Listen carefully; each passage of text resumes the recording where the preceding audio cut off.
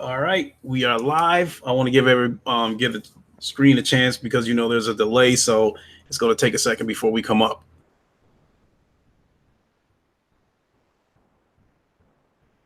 All right, and we are live. Yo, yo, yo! What is good, everybody? It is your boy Lincoln Clay coming back at you with another Lincoln Show VR edition. This is edition number 2, and I want to thank my guest, Gamertag VR, for coming on. We had some technical difficulties with JoyStickGuru. He We could hear him, but he couldn't hear us. I don't know what the deal was. I don't know if there was an audio problem on his end. I don't know if this is a Google Hangout problem or if it's my problem, being that I updated my internet package today. Um, but in any case, we're ready to get moving. And again, I want to thank my guest, Gamertag VR, for joining us. Yo, And what's happening, man? You're right. Yep. So if you want to go ahead and introduce yourself to the crowd, we can get on. Yeah, what's up, everyone? My name is people call me GT from Gamertag VR, and yeah, I just do as like the reason I'm here. I just cover some virtual reality stuff over on my channel. So yeah, thank you for having me again, man. Cheers. Definitely appreciate it. So getting right into it. I don't have any scripted questions, so a lot of the stuff I'm just gonna be flying by the seat of my pants. But I do have a lot of questions swirling around in my head, so they may not come in any particular order. And some questions that could just pop up out of nowhere based on something that I might see in the chat. But getting started. This past weekend, well, not this past weekend, but this past week, a lot of us got the information that we were looking for from both Oculus and Valve. We've got the specs. He said he'll join through the phone. Okay, yeah, he can do that too. We've got the specs for the Valve Index, the Oculus Quest, the Oculus Rift. We've got price, we've got dates, and that kind of stuff. So what do you make of all this? Send another when you have time. Okay, so what do you make of the revelation of these headsets, the prices, the dates, and stuff like that? And are you planning on getting one? Yeah, man. So I've pre-ordered the 128 gig model of the Oculus Quest, and I was interested myself to ask some people what a version they pre-ordered, basically based on, once I did my pre-order, did I start realizing the file sizes of the games for the Quest. And man, they're surprisingly small, some of them. And I was going to change my order. I was going to basically downgrade to save myself $100 and get the 64 gig model, because I think there was like 30 titles listed with their file sizes, and I think combined it still only hit about 22 gig.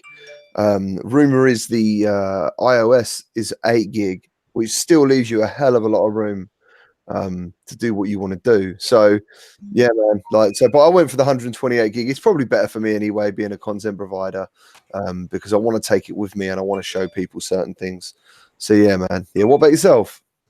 I'm doing pretty good. And before we move on, I just want to let JoyStickGuru know that I have sent him another link, and hopefully he can join us through his phone. But no, I'm doing pretty good. Now, you said that are you saying that, like, with the Oculus Quest, so to speak, that it has like 8 gigs of RAM? No, sorry. When it comes to the HDD storage, obviously you've got the 64 gig model and the 128 gig model. So yeah, one's like 399, one's 499, and I went for the 499 thing without knowing most of the file sizes. And but once I learned the size of the games and how much storage they're going to take, I could have easily got away with ordering the 64 gig. Yeah, I would say so, unless you were to play games like Lone Echo or something like that. I think Lone Echo has like maybe 19 gigs, if I'm not mistaken. But a lot of the indie games that you might find on Steam or at the Oculus Store, a lot of the indie games, they're like anywhere from 1 to 5 gigs, give or take. So yeah, you would be able to get a good amount of games even on the 64 gig one. Yeah, so I'm assuming as well, because some of the games are downgraded, I guess, for the Quest in some ways, whether it be graphically, textures and stuff.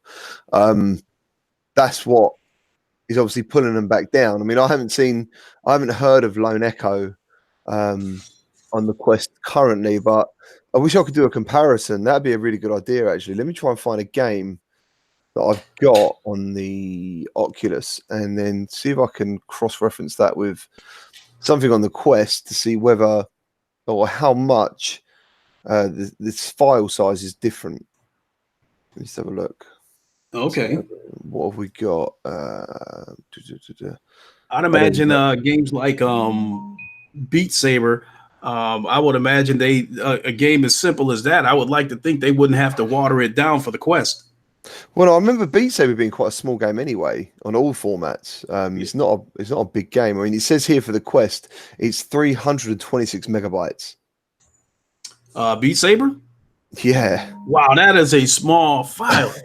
That's what I'm saying, man. Like that's what I'm saying. Where I pre-ordered the 128, thinking like these games are going to be at least a gig each, easy. Yeah. But okay, so what about a game like Vader Immortal? Now, from I think what I have, Anthony of VR 365, I think he said that Vader Immortal is going to come to the Rift, but it's going to be a launch game for the Quest. So we might have to, us Rift owners are going to have to wait a little while before we get it. But a game like that, it looks like a quality game.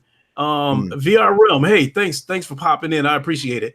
A game like Vader Immortal, I would be led to believe it looks like a quality game, so I would be led to believe that it's going to have a good size file. Yeah, man. I mean, as I was saying, when I was going through it, I don't know, the biggest game I can find here with these ones that I had in front of me the other day, which was it? Was it 2.6, 2.2, 2.6? Dance Central VR is the biggest game so far I can find on the Quest. Which game is that? Dance Central. Oh, Dance Central. Okay. How big is that file? 2.6 gigs. Yeah. That's not bad at all. No, man. So when I went through, you got. So imagine if you had an Oculus Quest in front of you. I added these up. I think it comes to 22 gigs in total. You could fit on your Oculus Quest Angry Birds, Apex Construct, Bait, Ballista, Beat Saber, Creed, Dance Central VR, Dead and Buried 2, Face Your Fears 2, some apps, Fox Now, I Expect to Die, Journey of the Gods, Keep Talking Nobody Explodes, the Oculus Gallery, Oculus TV, Oculus Video, Never Think, Super Hot VR, Racket Fury, Red Bull TV, Rush, Space Pirate Trainer, Sports Scramble, Thumper, Ultra Rings, Virtual Reality, and Wanderer, and that was coming in at 22 gigs. All of those. Okay. So I'm going to share my screen a moment, and I want to show everybody something. Cool.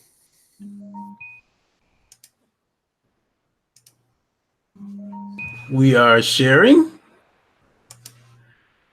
Okay, let me see here. All right. Are you seeing what I'm seeing? I am. I'm looking at the stand. That is at a Best Buy where I live. There's a couple of Best Buys. They're the same distance, but in opposite directions. So one of these Best Buys had this stand. This is where I was at, and I took this picture. And then I went to the other Best Buy, and that one didn't have the Oculus display. But one of the big reasons why I had to bring this up, because I was taking a very close look at the Oculus Rift S, because as you know, that has 5 cameras, 2 in the front, 1 on each side, and 1 on top. And I don't know, as far as some of these headsets goes that has inside out tracking, that won't have any kind of lighthouse bases or sensors, outside sensors. I don't know. I'm beginning to wonder if the Oculus Rift S may have the best tracking out of all these headsets that has inside out tracking. Yeah, I think when you speak to like Mike from the VR Oasis, he's actually got all these headsets featured. So like, as far as I know, the Rift S does do the best tracking out of all of them headsets. Yeah, from what I know, and you know, and when he talks about the tracking and how it is, I don't think in any way does he feel like he's losing out? The fact that you've got no sensors, no cables to deal with is a massive plus. You know, you're not really losing out. I didn't get to hear what they was talking about with the valve index, but it sounded like they were saying, yeah, when it comes to that bases and stuff, those lasers, man, that's going to be the best tracking available. But yeah, I really can't answer about how the tracking is myself till the 9th. On the 9th, I'll be able to tell you my impressions of it. Okay. When I was at that Best Buy taking a look at those Oculus headsets, I didn't pay too much attention to the Oculus Quest that much because, you know, I spoke earlier this week about wanting to get another headset, and I was trying to see which ones might be the best fit for me. But every headset has a trade-off, whether it's tracking, whether it's the controllers, whether it's price. Vera, how are you doing? And so one thing that I found, I actually was like putting my hands on the Rift S headset because Anthony of VR 365 brought up something, and I find it to be quite alarming. When I posted, if you saw that picture of the Rift S, the halo ring that covers your forehead, the inside of that is a sponge. Okay. It appears you cannot remove it either. Right. Do you mean like the PlayStation though? Well, the PlayStation, the sponge. Well, the sponge is covered by like a material that will allow, you know, liquid to run off of it. So the sponge that I speak of on the Rift S is like a cloth sponge, so it will soak up sweat. Right, and you can't remove it. That's what it looks like. It appears you can't remove it. So somebody, you know, plays it, they're going to start sweating. They're going to get it soaking wet, and I don't know how you're going to go about cleaning it. Well, if it's if it's a sponge, do you mean like when on the original Rift that goes around the outside? Because I've got one of the VR covers now. No, this is on the Rift S because I put my hand on that display picture that I just showed you. I put my hand behind the Rift S and was feeling around, and it felt like a Oh yeah, I can see it. Yeah, I'm looking at it now. Yeah, it felt like a sponge. Yeah, I'm not sure, dude. I'm not sure how that's going to happen because when I got my Rift for the first time and I put it on, it felt really comfortable. But the first thing I thought was, dude, like, what's going to happen when I sweat in here? You know, because like the PlayStation's got like almost like a leather, a fake leather feel to it. Yeah. So you just clean it. You just wipe it down whenever you use it. I do personally. And with the Rift, that's when VR Cover reached out to me. They asked me to do a review of their product. When I got those, it's the same material as the PlayStation stuff. So you can just clean it. It's fine. I don't know what you're going to do with that because I'm looking at that now and I'm thinking, yeah, man, like sometimes I come out of the PlayStation and I'm like, dude, you know, with the standard Rift, you know, it's got a face gasket on there that you can remove and clean it. In the case of the Rift S, with that halo being on your forehead like that, that's where the most sweat is going to come from. And it's going to soak that sponge up. And this, you know, the sponge feels like a soft sponge that you would use to wash dishes. It didn't have that slick surface on it that would allow sweat to run off of it or allow you to just wipe it off. It's going to soak this sweat in. And if there's no way for you to remove it, that's going to put you in a precarious situation of how to soak that sponge and how to clean it without letting any of the liquids fall into the headset itself. Yeah, man, that's not cool, to be honest. And it's something I can't really bloody talk about because I haven't tried it and I haven't seen it myself. But going by what you're saying, yeah, that sounds like a real bad design to me. Absolutely. So, I mean, the halo going over your headset, the halo going over your forehead, reminiscent of the PSVR design, that's fine. But that sponge, if you can't remove it, that's going to be a big problem. We got a viewer in here, Salsa Ketchup VR said he said he heard that it's removable. Oh, Um, excellent. Yeah, Salsa is pretty good for this stuff. okay, so even if it's removable, I'd imagine you're still going to need to have a second one on hand, because if you remove it, soak it, and wash it, it's still going to take a while to dry. Yeah, let me jump over to VR Cover because they reached out to me again recently and said they really liked what I did, and they said they've got some stuff incoming for the Quest. They never mentioned the Rift S, but I imagine if there is something for the Rift S, they're going to try and make it because oh, no, there's nothing currently. Wish I could find something on this. Yeah, because that's that. It's got to be removed. I mean, I can't imagine it not being removable. As you're saying, like what Hmm. gamer doesn't? It's like, man, whenever I'm in VR, I just get automatically hotter. I'm sure everyone does. Yeah, I'm led to believe that those lenses probably generate some heat, because when you put a headset on, you don't have to move around that much before your body temperature starts going up. No, that's true. Yeah, mate. Yeah, same. Yeah, well, I mean, I'm quite a big guy like yourself, sort of thing. And yeah, even seated, man, I get a headset on and I'm like getting hot in here already. Oh, absolutely. Um, Jeez, I think it was earlier this week. I was playing Beat Saber, and I was pouring hot. Like I was flaming hot. Yeah, man.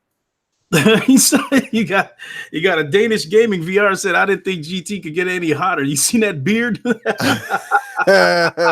All right, Danish. Oh man, your chat's pretty cool. We got little Vera, Salsa, Joystick. What's up, everyone? VR Realm. Yeah, Cool. Salsa, I'm not familiar with him, but thank you for joining. I really appreciate it. And Little Vera, actually, I'm part of a podcast called the Roundtable Podcast, and she's the female member of our group. That is superb. So we do the Roundtable every Tuesday and every Friday at 9 o'clock. So she's usually there. Nice, man. Yeah, Salsa, we've actually met in person a few times, and yeah, man, he's really cool. He's really Hmm. cool. I need to address Vera in the chat real quick. Address her and Joystick at the same time. Vera, I've sent Joystick about 3 links. He's trying to join from his phone, and depending on what kind of phone he has, he won't be able to join it. Because if he's using an old, outdated phone, or a phone that's kind of weak, um, hey, Danish Gaming, I really appreciate it. I really appreciate it. Thanks for the sub. Again, Vera, if Joystick was trying to join, I sent him about 3 links. He wasn't able to join. He was in the Google Hangouts with us before we went live. We could hear him, but he couldn't hear us. So he hadn't Yeah, figured out those yeah. technical difficulties yet. So he tried to join us from his phone. If he wasn't able to, you know, it was fine last time on the phone, but that was just you and I. I don't know if there's a compatibility issue with our internet connections. JoyStickGuru. Um, I don't know. It's again, it could be possible that being that I updated my internet package today, I don't know if that had anything to do with it. If hey, what bacon is sidelining, but moving on to another subject, and that's getting back to what I was talking about wanting to update to another headset. And there was pros and cons to every headset. If I would have gotten the standard Oculus Vive, I was thinking about getting that off of eBay, which I could have gotten one for about $200. The problem with that is those controllers are garbage. I do not like them. Right. I also thought about the Samsung Odyssey. That's got the resolution that I was looking for, 1600 per eye. But the problem with that is the inside out tracking. It only has 2 cameras in the front. And I guess it's been proven that if you put your hand behind your back for more than a couple of seconds, you'll lose tracking. Mm-hmm. So Okay. I don't, so that's out. Uh, let's see, the Oculus Rift, there were several factors with that had me concerned. The inside out tracking, if there's any blind spots and you put the controller in those blind spots, would you lose tracking? I was also concerned about the reduction in hertz, with it being 80 hertz. I was also concerned with it having an LCD panel, them saying that the blacks wouldn't be as deep. So Mm-hmm. with that being said, I don't really feel like that would be an upgrade. I felt like it would be a lateral move.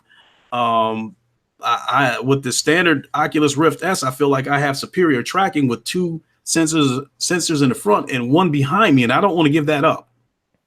Okay, yeah, and I understand that, man. I saw obviously the reaction to the Rift S on Reddit, and I think that's where the Vive Index sort of has tickled everyone as well. I mean, the Valve Index, sorry, and because I think the stats or like the markup of the everyone was hoping the Rift S would do. They were hoping that we had a bigger field of view, higher hertz. Do you know what I mean? Refresh rate. They were all that stuff is what the Valve Index has basically said. Yeah, we're doing this. But the Oculus Rift S to me was always a mid-generation jump, and personally, and I believe I haven't tried it on the 9th. On the 9th of this month, I'm going to be trying the Quest. And as you said, I think the Rift S will be slightly superior to that because of the camera, the Insight camera above as well. So the extra camera, extra sensor.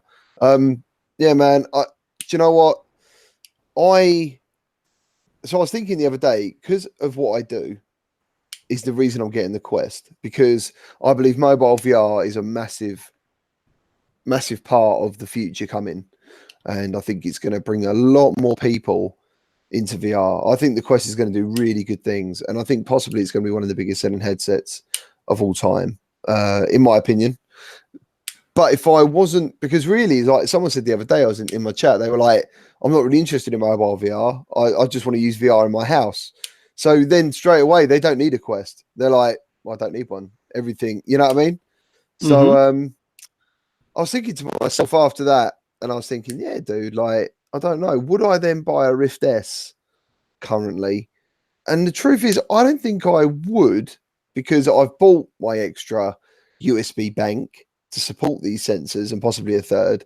I'm sort of all set up where I am. So if I wasn't a content provider, nothing wrong with my equipment, would I buy either of these headsets?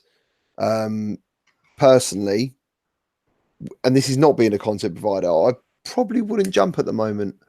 I'd be quite happy, and I can see why some people are then going, well, I'm still on the lookout for the next gen, and here comes the Valve Index. So I completely see what's happening. You know what I mean? I can see why. But to me, I really do. I think the Quest is going to be absolutely massive. But yeah, and I want to be part of that. You know, I want to support that and be part of that. I want to have a reason to buy the Oculus Quest. I don't get out that much, and I don't go to too many places. So at the moment, the Oculus Quest would almost be a waste of money. It would be sitting around my apartment collecting dust, because I would definitely stay on my standard Rift, where it's tethered to a PC, you know, more power. But I'm going to come back to the Quest in a second. But another thing that I guess I wanted to point out is that other than the standard Oculus Rift, I'm led to believe, for my situation with me wanting to get another headset, I would be led to believe that I would either have to get the HTC Vive or the Valve Index to get tracking this comparable to the standard Rift S, because I'm still a little bit skeptical of this inside out tracking. If you happen to get caught in a position where the controllers are out of sight of the camera. Yeah, I mean, from what I've read, and as I said, and I have to say again, I don't want to. I actually do believe in what Oculus is doing, and I don't think they would release something or put this tech in these headsets unless it works, you know. And the people I trust for certain tech reviews and websites and stuff, I've not really heard any complaints about it yet. You know, I mean, the only things I've heard, funny enough, is when the battery power is running a bit low. Like you're getting some frame stutters, and you're talking 5%. You're getting a bit of frame stutter, you know, and things like that. But I've not heard anything about the tracking. I've not heard a single negative comment about it. So, you know what I mean? These are all the things that when it comes to I think the 9th is Thursday next week. So on Wednesday, I'm going to literally sit down and write in my head every single sort of question, because I'm not the people are paying me to go, like, to play this game. Obviously, they want me to play the game. I want to play the game, but I'm also going to use it as an opportunity to test out the Quest as well, so I can give some feedback for like what you're just saying, man. Like, what happens when you put your hand behind your back, you know, and is it sort of guesstimating where your hand is for a couple of seconds till you bring it back, or is it going to completely lose it, and will it need to then resync again? I don't know. You know, I'm not sure how it's going to work, but these are all the things that I need to find out for myself as well.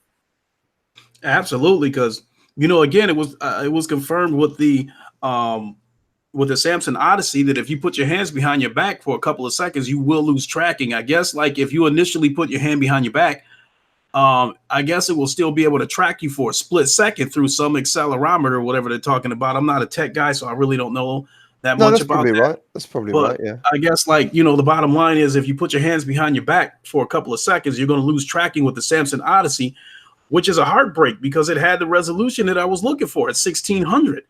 Yeah. You know, the Valve Index has the resolution, has the 1600 resolution, but God, that is so pricey. Oh At man. $1,000 for the whole bundle. I really, really, really wanted that Valve Index so bad, but I don't want to pay $1,000 for it because I just spent $2,000 on this Alienware PC. You know, I spent $350 on that the Oculus Rift, and I dropped another $60 for the third sensor. You know, and then today I was going to buy an Elgato capture card along with a webcam, and so not to Oh man. mention that I'm still considering buying an HTC Vive through eBay because I've seen them for a couple of $100 for the entire setup, the lighthouses, the controllers, the headset, the whole thing for a couple of $100. So I was thinking about going ahead and getting an HTC Vive because I've tried the PSVR, I have the Oculus Rift S, and I've tried PlayStation VR. So I tried the three major headsets, and the Vive had the clearest picture out of all of them. I don't think it's a night and day difference, but it was still a little bit clearer nonetheless. And I still wanted to add a third headset, but $1,000 for that Vive, you know, it's just that's just gut wrenching to think about it. I want it so bad, but I don't want to pay that $1,000. The only reason I want personally a Rift S is because I mean the things for imagine if you'd never played, you wanted PCVR, but you hadn't. I think the Rift S is a great headset idea because one of the things I noticed in the Rift S, which I've never had on the PSVR, is God rays, and man, they can be quite very noticeable. Basically, like I didn't know what they were. I was like, what is this shimmering and this shining?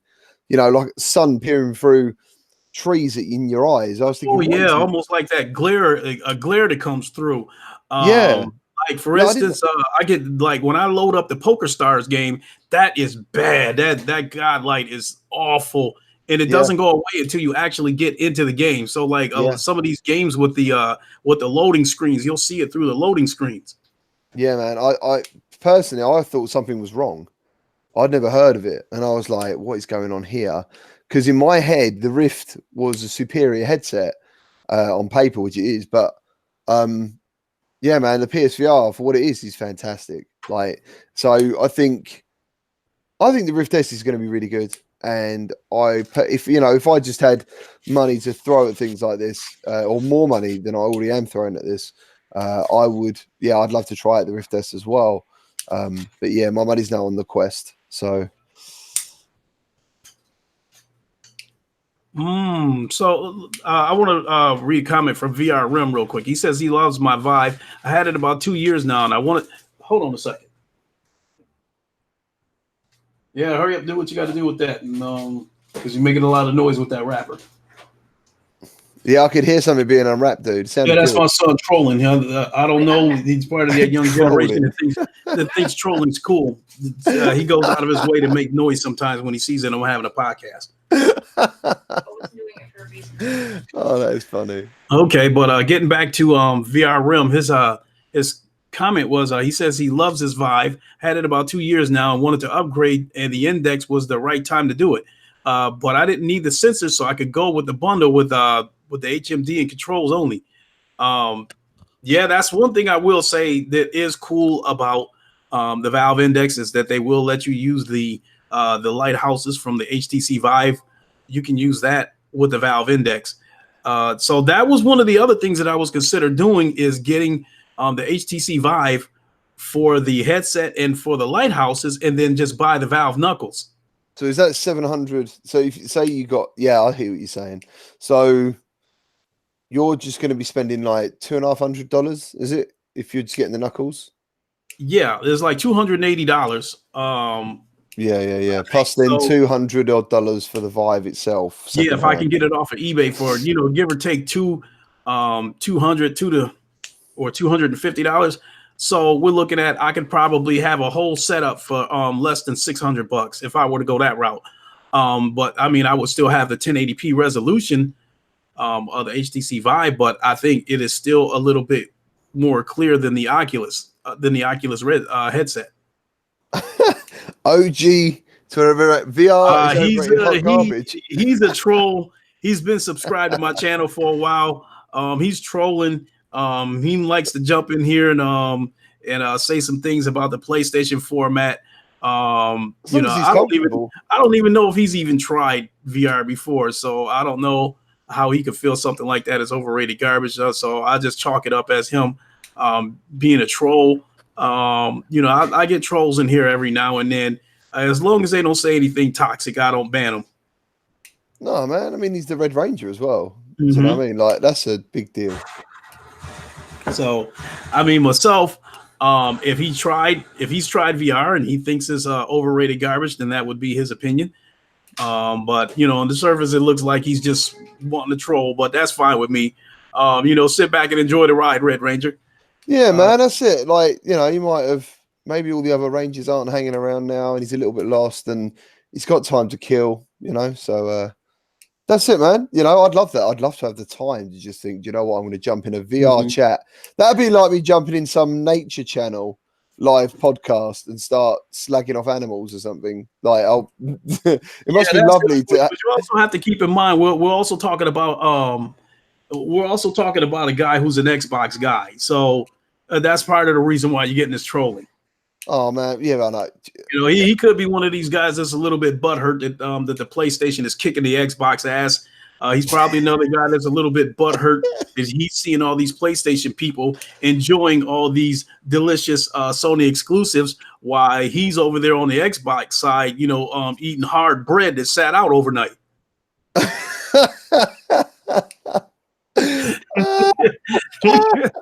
Man, like I bet you as well, man. Like I was a massive Xbox fan back in the day, and I think I was on for 11 years. Do you know what I mean? I was on Xbox Live, and I'll never forget it. It's some of the best games ever were on Xbox and Xbox 360, and then Xbox One come out, and it started out quite strong for me personally, and then like.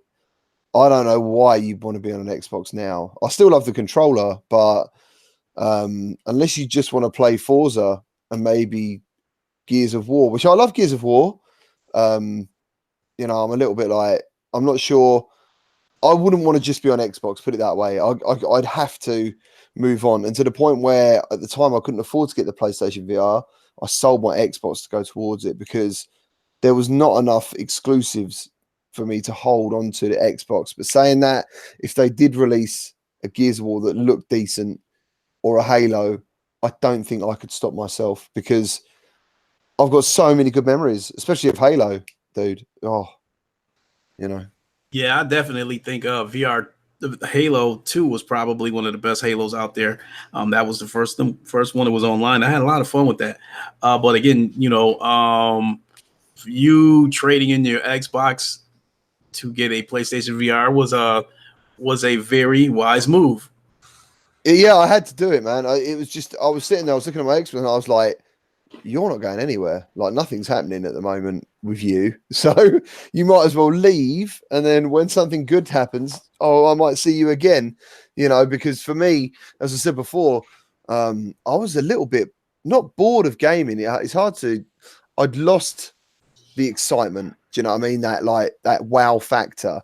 And I didn't know it at the time, but April 2016, when I went to London and tried PSVR before it was released, I put it on and I was like, this is the buzz. this is the energy, like that excitement that I was missing all along was VR. I didn't know that. Maybe, and that's the thing. Like Red Ranger, maybe he has tried it. I don't know. And he said maybe he's just a troll, but like if he is a serious gamer, he owes it to himself to at least try it because I don't care what anyone says, man. I'm fucking hardcore game. Do you know what I mean? Like I've been doing it all my life, and it gets you through good and bad times. You know, like a lot of bad stuff happened to me when I was younger, and gaming's just been there throughout. You know, and it's been a bit of it's been an escape, or it's just been like an amazing time, regardless of being maybe you don't want to escape, you just want to enjoy the game. And VR for me does that. It gives me that buzz again. So Red Ranger, man, do yourself a favor, check it out. Check it out, man. Oh, you got Homer Simpson.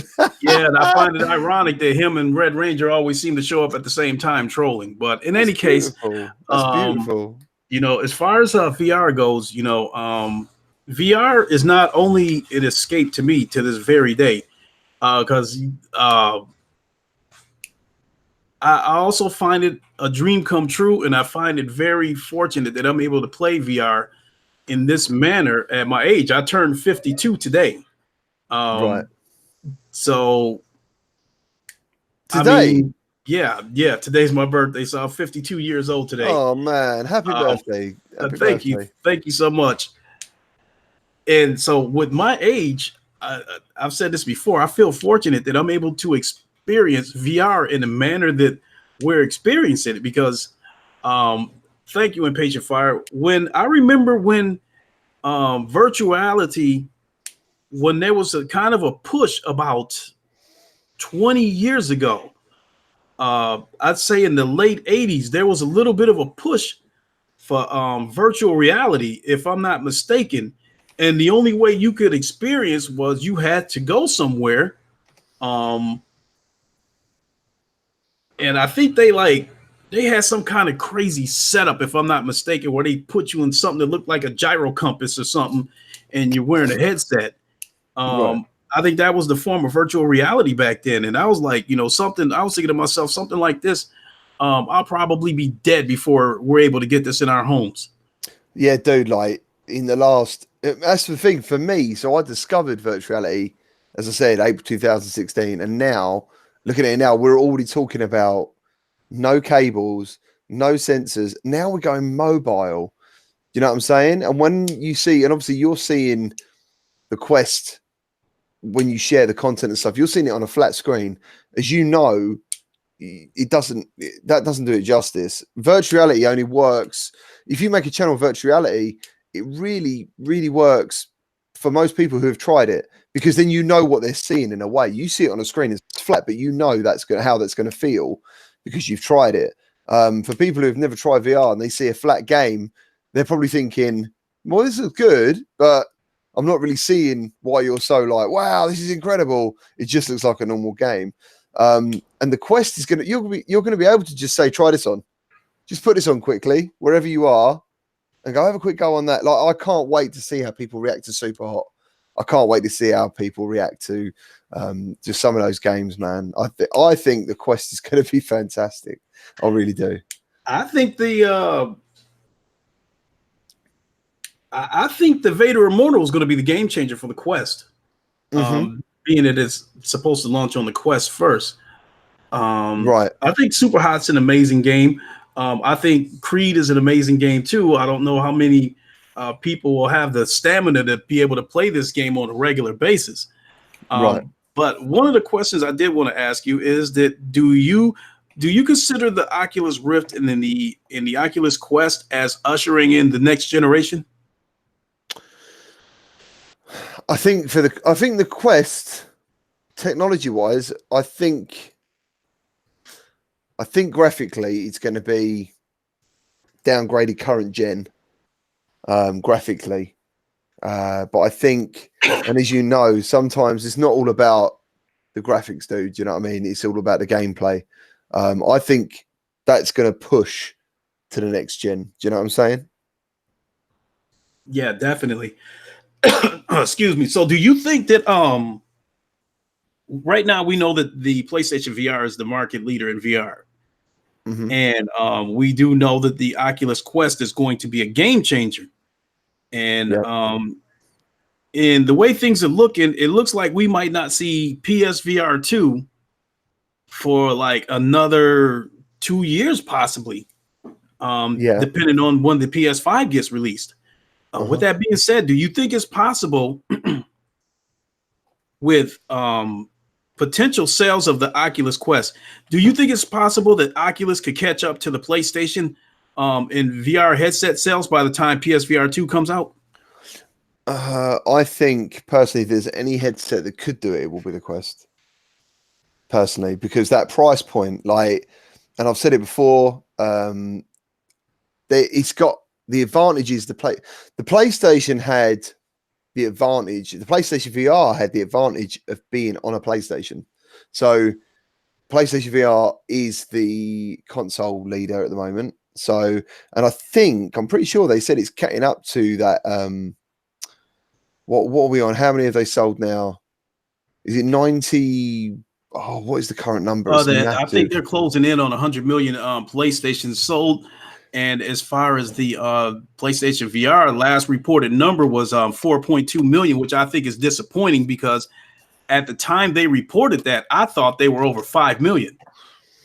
Yeah, they might be right as of now, though, dude. Do you know what I mean? And the other thing is that word going out that PSVR is backwards compatible with PS5 is fantastic because now people aren't going to buy some tech and it's already outdated. Because that's the other thing. People are already looking, people are looking forward and they're going, oh, if I buy the PlayStation VR, I mean, the Move controllers are an absolute rip-off. They're so expensive and they shouldn't cost what they cost. And, and the aim controller, they're quite hard to come by. They're expensive. They're more expensive to buy standalone than with a game. All these little things, unless you buy a bundle pack, it's a big investment still, and that's where to hear that it's backwards compatible with PS5 is fantastic. That is such good news. Your tech is now going to get some more life out of it. But the Quest itself, that's what I was trying to say. You've already got, say, 100 million user base sitting there and a headset to go along with that.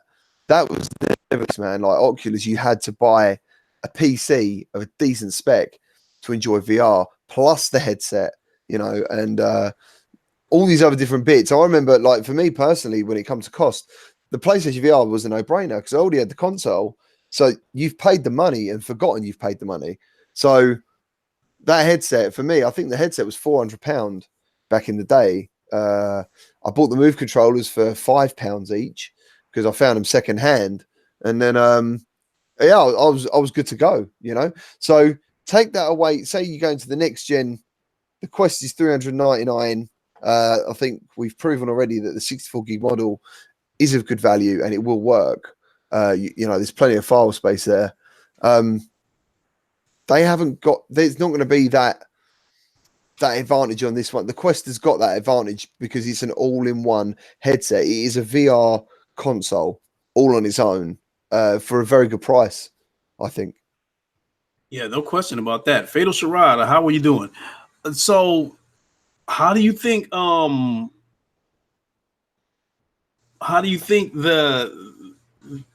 what is it that I'm trying to say? How big of an impact do you think it would have when the Oculus Quest finally comes down to, say, like $300? I know that would be years away. And by the time something like that would happen, we're definitely going to be moving into, whatever the next generation is. But I still want to get your thoughts on that. And how do you think that would play out for Oculus when the Quest comes down to a permanent price of, say, like $300? I wouldn't personally be surprised if, I mean, you said a couple of years. I wouldn't be surprised if you don't get a new Quest in 2 years' time. Personally. Something like a Vive, something similar to like a PS4 to a PS4 Pro, something like a Quest to a Quest Pro.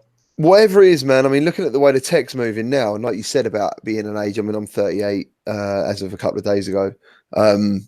Seeing how quick this is all moving, I wouldn't be surprised. Like, I mean, the thing is, they all watch. You're talking about mobile VR, man. They're all looking at anyway mid-gen refreshes. You know, like I think iPhone is every year now, and sometimes there's like multiple versions of it, and they're more expensive than a VR headset, like double price. And people are obsessed with iPhone and Samsung and latest tech. So if the Quest can grab people like that, why wouldn't they want to do more refreshes?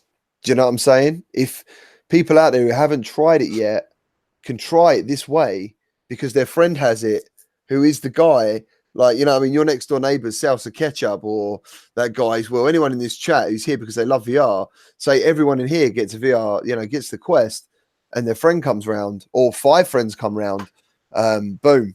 That's 5 more people who's going to experience VR, other than saying, oh, you know, come to my office and try my, you know, I'd have to bring people up to my bedroom to try VR now. Everything's up here.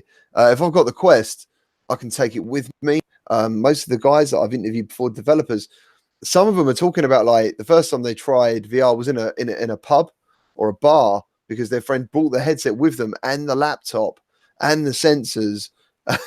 People will go to people will go to those lengths to share VR. Now, personally, I've never done that. I've never, you know, but this, you know, I'm not a developer, but the Quest, you don't need any of that stuff, you know, and I think that's the idea of it, you know, and I'm really excited, man. I'm really excited to see how it goes. I've got to back it up. You know, I've got to put my money on the Quest. Because I think it's going to do, considering I'm a VR enthusiast, I personally see the Quest as the ticket. It's the ticket to ride, you know, that you can take anywhere and go, quick, try this on for 5 seconds, you know, tell me what you think. And people are just going to go, I think people are going to be so surprised. I really do. I think they're going to be so surprised. Yeah, no question. That guy Will, what's up? I do want to say, you know, a couple of things. You know, I almost didn't get into VR. I've told this story before. When PlayStation was setting up demos of the PlayStation VR at Best Buys, my son wanted to try it, so I would take him to Best Buy so he could try it out. And he was 2 years underage. He was supposed to be 12. He was 10 at the time, and the woman that was helping us said he's 12. So shout out to her for looking the other way on that. And my son tried it, and he liked it so much that every Saturday when I would pick him up, the first thing that would come out of his mouth is, "Can we go to Best Buy so we can try out, the PlayStation VR?" That's so we brilliant. were doing this, yeah. So we were doing this for about a month while it was in the demo phase, and so he asked me if I would get him a PlayStation VR, and I said, we'll take a look at it. So I got him one. I got it day one when it released. I got the $500 bundle with the PlayStation VR Worlds game and in the Move controller bundle, and I gave it to him for Christmas. And we played it a lot that weekend. He took it home. It was too small for his room, so we brought it back. And then once he brought it back over here, he pretty much forgot about it and went back to playing Gears and Roblox and Minecraft and those kind of games. So my thinking is I didn't want $500 to go to waste. So I started playing it, and I got sick terribly, from games like Rigs, Drive Club, Resident Evil, even the Batman VR game made me a little bit sick because I had never seen teleportation as a form of movement in VR. So I was about to sell it. It was making my stomach like just turn upside down. I was about to sell it, but right around the time I was getting ready to sell it, I had discovered PSVR Frank, and he was like, the media doesn't want this to succeed. They're trying to sabotage it. They don't, they want it to fail. And he said, be patient. The games are going to come. So at the back of my head, I was thinking to myself, ultimately, what I would love to see in VR is a first-person shooter game, because that would get you to closest to being on an actual battlefield without being there. So I stuck it out in the hopes that I would eventually get a first-person shooter game, and we got it at least on the PlayStation VR in the form of Firewall. So it almost didn't happen. I almost threw in the towel on VR, and I'm so glad I stuck it out. Yeah, I mean, I don't know if I've ever admitted it or spoke about it, but there was a time I thought about selling mine as well, because unlike now, I think I'm in the same chat with Will. That guy's Will sometimes. I don't think there's any new games for PlayStation VR next week. It's so unusual to not have a new game come out on PlayStation VR. But back in the day, it was like when it first come out, boom, there was loads of great games. And obviously, like you, man, you hit it hard. You played loads of it. I personally haven't suffered. I've suffered from travel sickness in a car and stuff. I can't look at a phone or read a book while being in a moving vehicle. I'll feel ill even now. But virtual reality never makes me feel sick. So yeah, I mean, when it comes to the amount of games coming out, it's hard to keep up. It's really hard to keep up nowadays. I'm really glad nothing's coming out next week. But when you're talking about first person shooters, though, did you not try Farpoint before Firewall? Yeah, because I actually bought the Farpoint aim controller bundle. So by the time Farpoint came around, I had developed a love for VR, but I was still experiencing some motion sickness. So I was like seeing videos of how to combat the motion sickness, and that's how I discovered you can drink ginger ale before you play. That'll alleviate motion sickness. Eat candy, take breaks, eat ginger root. All this stuff, you can basically use this stuff as a band-aid until you get your VR legs under you. So that's where I was when Farpoint came out. I had a love for VR, but I hadn't gotten my legs under me yet. So I was still dependent on ginger ale to get me through, because I actually, the first time I tried, I've never heard that before. I don't know if I can buy ginger ale over here. I was so dependent on ginger ale. Like one time, I ran out of ginger ale and I tried to play a game without ginger ale. I think I tried to play Rigs without it, and I got so sick I nearly threw up. So it was like every time I played the PlayStation VR, I had to make sure there was at least one full 2-liter of ginger ale in the refrigerator before I played. And if I didn't have any ginger ale in the refrigerator, I would go to the store and get like at least 2 huge bottles before I played. So how much do you have to drink? Like, do you have to like have it on like a drip, like constantly drinking it as you go, or is it like a pre thing?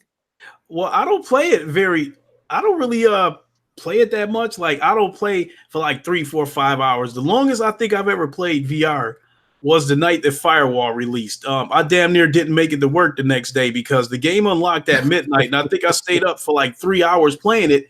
And then right after I got done, I was able to get 1 hour of sleep before I had to get up for work the next morning.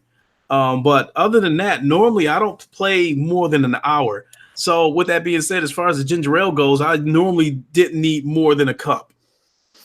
Right, well, that's cool then. That's good. That's good. That's not too bad at all. PlayStation should have maybe done some ginger ale, VR ale, and So when Farpoint came out, I didn't have my legs under me yet. I was building up a tolerance yet. I was building up a tolerance, but I wasn't where I'm at right now. But even still, right now, I still couldn't play Rigs. After that last time I played Rigs, I don't know how many months ago, a year ago, whenever it was, I haven't been back to Rigs since.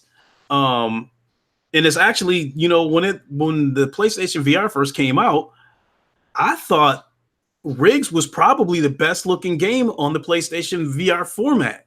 But it was also one of the games that had me sick. It was just like it just had me sick. Games that required teleportation as movement, messed with me too because it was throwing me off.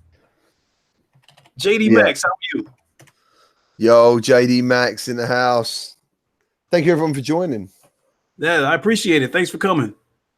So Sony licensed ginger ale. So with that being said,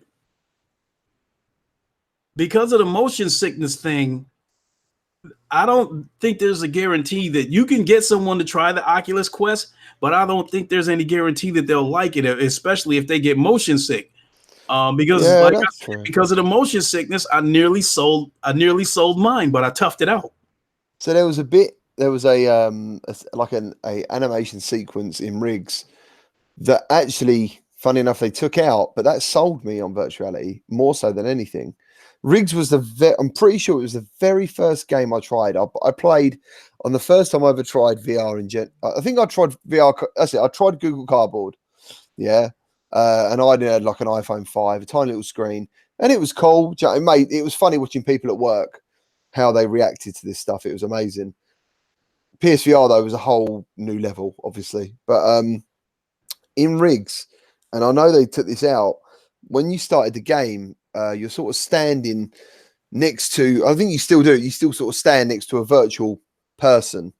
And I thought, oh, this is a multiplayer, dude. Like, there's people in this lobby already. And I remember looking down at my body, which is obviously standing still. And like, don't ask me why. I thought there was body tracking. So I'm like, why are my legs moving? Why are my arms moving? You know, and the guy's like, oh no, it's just your head, dude. Like, and then I went to start the game, and a robot picks you up by your shoulders, lifts you up, and puts you into the rig. That feeling, that sensation for me, I actually felt like I left the ground, and I felt like I had a bit of vertigo, and I was like, this is incredible. Like, it blew my mind, dude. And then I went into the London heist, and I remember like opening the door, going down the highway or the freeway, we want to call it, the dual carriageway over here. And I just remember I remember thinking, I am not jumping out of this van. I didn't know you couldn't jump out of the van, but in Grand Theft Auto, dude, I'd have rolled out that van down the road for a laugh. You know what I mean? It would have just been funny. But in VR, I opened the door of the van. I was like, no way. Shut the door. And I've got this big bald guy shouting at me. And I was like, this is incredible. Like, this is amazing. Yeah, I will have to say that London Heist is the game that made me see how special VR is. And you talk about that scene where you're inside the van and those motorcycle guys are coming at you and you're trying to shoot them and stuff. And I'm like, it felt weird because you're inside like a cargo van. So I felt like if he hits the brakes, I'm gonna fly through the windshield. If he hits the gas, I'm gonna roll all the way to the back of that van and hit the double doors at the back of the van because I felt like I should have been wearing a seatbelt or something inside that van. I didn't feel like I was secure in my seat. That's how real it felt. I felt like if this van rolls over, so I'm gonna go flying out of the van. It was weird. Yeah, man. Like, PSVR Worlds is still one of the best go-to demos you can try, I think. You know, I know graphically we've moved on quite well, but still the London heist holds up like massively. And you know, I've got high hopes for Blood and Truth. Really looking forward to that. I have played it already. It let me down graphically at the time, and the control scheme, because the trailers made it look like there was full locomotion, and then I was playing a game which once again had click and point like movement, and I was like, oh no, like this isn't what I was expecting at all. Because bearing in mind, in my VR was moving along fast, and when you play a game like Killing Floor, which still to me is one of the games that looks one of the best on PlayStation VR and plays one of the best with the Move controllers. Like, I always recommend Killing Floor to people. I know it's not everyone's type of game because it's almost horror, it's scary, it's violent, it's bloody. But dude, like, technically, Killing Floor is a real tour de force for PlayStation VR for me personally. Mm-hmm.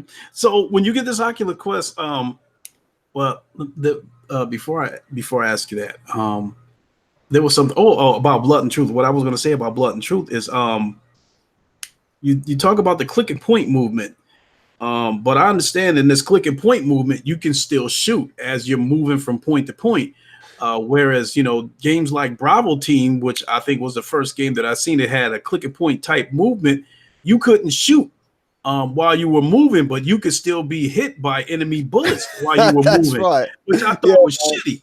That is so frustrating, dude. And I think I'd done a revisit a little while ago because I actually really liked Bravo Team. But yeah, it was one of those things that I might have just skipped through in my head and recognized that you've got no defense. You pick somewhere and that's it. You're just getting shot, dude. Like, there's nothing you can do about it. We got to look at this chat quickly, man, because like what we got here, you got Impatient Fire, Riggs is awesome, JD Max. Yeah, the first week's PS are up and down for me, but Eve Valkyrie seemed to deal. Eve Valkyrie, dude, like, I didn't play that for a long time, but when I did, wow. Like, I was absolutely amazed with that. And and JD Maxx, he said Beat Saber is my go-to demo, easy to explain. Absolutely. I Yeah, also think that that's the game that could have some repercussions in terms of.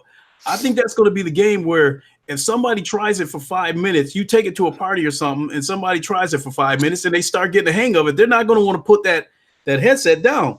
that's what we want. Half hour later, they're gonna be pouring with sweat. That's So what we what's want. that? What would So now, what are you gonna do for the next person that wants to try it? Well, that's where the VR covers come in, because when you get the VR cover, you on the Rift anyway. And as I said, they've been in contact with me. They should be doing Quest ones as well. You get like 2 different sizes. You also get like a Velcro stick on as well. So at the moment, I've got 3 covers with my Rift. So you could just basically get one, and they do like hygiene covers.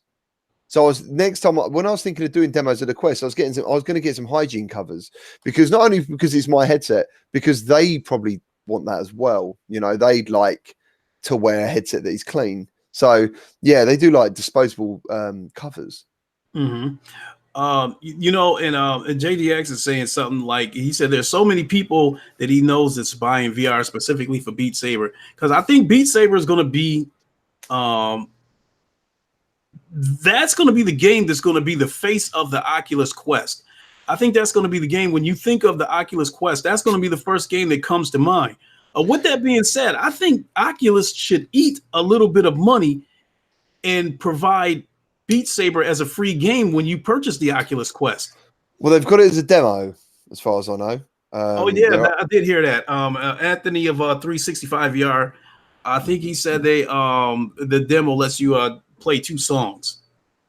Yeah, man, and I don't know the pricing of the games on the Quest at the moment. And when I go to the Oculus Go store and stuff, a lot of the games are a little bit cheaper.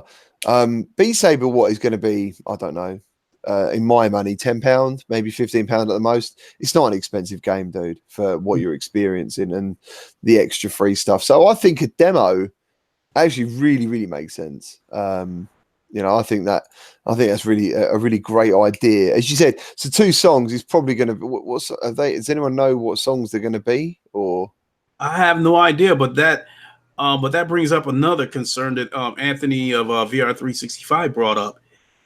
He said, according to what he had found out, you're only going to be able to put 1 account on your Oculus Quest. So, right. Meaning that you put your account on the Oculus Quest, you're not going to be able to add any other accounts on it. So if any of your family members are sharing that Quest with you, they're going to have to share. They're going to have to play under your account. They won't be able to create any other accounts. But I'd say that's probably. I mean, the fact that that's come out now, yeah, and it's come out as an issue. All this stuff can be changed with updates. They might give you a guest account that never leads a login, but it won't affect your scores and it won't affect. But then I'm not sure, man. I'm not sure. I mean, guest accounts have always been the answer, haven't they, really? But looking at these demos, it looks like you're getting Beat Saber, Space Pirate Trainer, and Creed Rise to Glory to check out on the Oculus Quest. Definitely. I think Beat Saber is going to appeal to everybody, male and female. I think Vader Immortal is going to appeal to the Star Wars fans. May the 4th, man. May the 4th. Nice. Yeah, so I think those are going to be the 2 heavy hitters for the Oculus Quest. I think those are going to be the 2 games that's going to move a lot of Quest headsets off the shelf. And I'm also looking forward to Dead and Buried too. Online multiplayer. I think that's a very underrated game, and I'm really looking forward to Dead and Buried too. What other game did he speculate that he think would be ready? He thinks Vader Immortal is going to be is going to launch day and date beside the Quest, but he thinks it's only going to be for the Quest, and it'll come on the Rift somewhere down the line. Which when we get it, we get it. Ice Queen Gaming, how are you? Yeah, they changed it, didn't they? They basically went from it was going to be a Quest exclusive to then saying it's come to the Rift S, to everyone then going, well, hold on a minute, man. Like, you've literally just set fire to one of your biggest Quest cards, and a Star Wars game it always looked like a Quest exclusive. So really, they've done the best thing. I mean, why would you want to alienate all their audience? But people who are like, you know, massive Star Wars fans, they're going to want to. Some people would just buy a Quest to play Star Wars. There's no ways about it. There are fanatics out there of Star Wars, and they're aware of that. So, I mean, did he give a time frame on it? I mean, what are we looking at? A month? I have no idea. But there's another. Support gaming Battlefront VR. Oh, that was an amazing experience. That was amazing. Seeing that Imperial Walker in its actual size, and seeing that Star Destroyer in the size that it was meant to be seen, it blew my mind. Now, another question that I wanted to ask you, I know we're talking a lot about the Quest and not so much about the Valve, because I know the Valve is going to be only going to appeal to people who want to upgrade, is willing to spend $1,000. But I can't help but keep asking questions about the Quest because of the potential of it. Because this could be the VR headset that could have a huge impact on the mainstream. Because of the Quest affordability and its portability. Do you think it's possible that we could see the Oculus Quest turn up in arcades? A place like a Dave & Buster's. I don't know if you have those over in Europe, but an arcade, where you can get a couple of beers, go out and play some video games. Because some like Dave & Buster's does have an arcade-like experience here.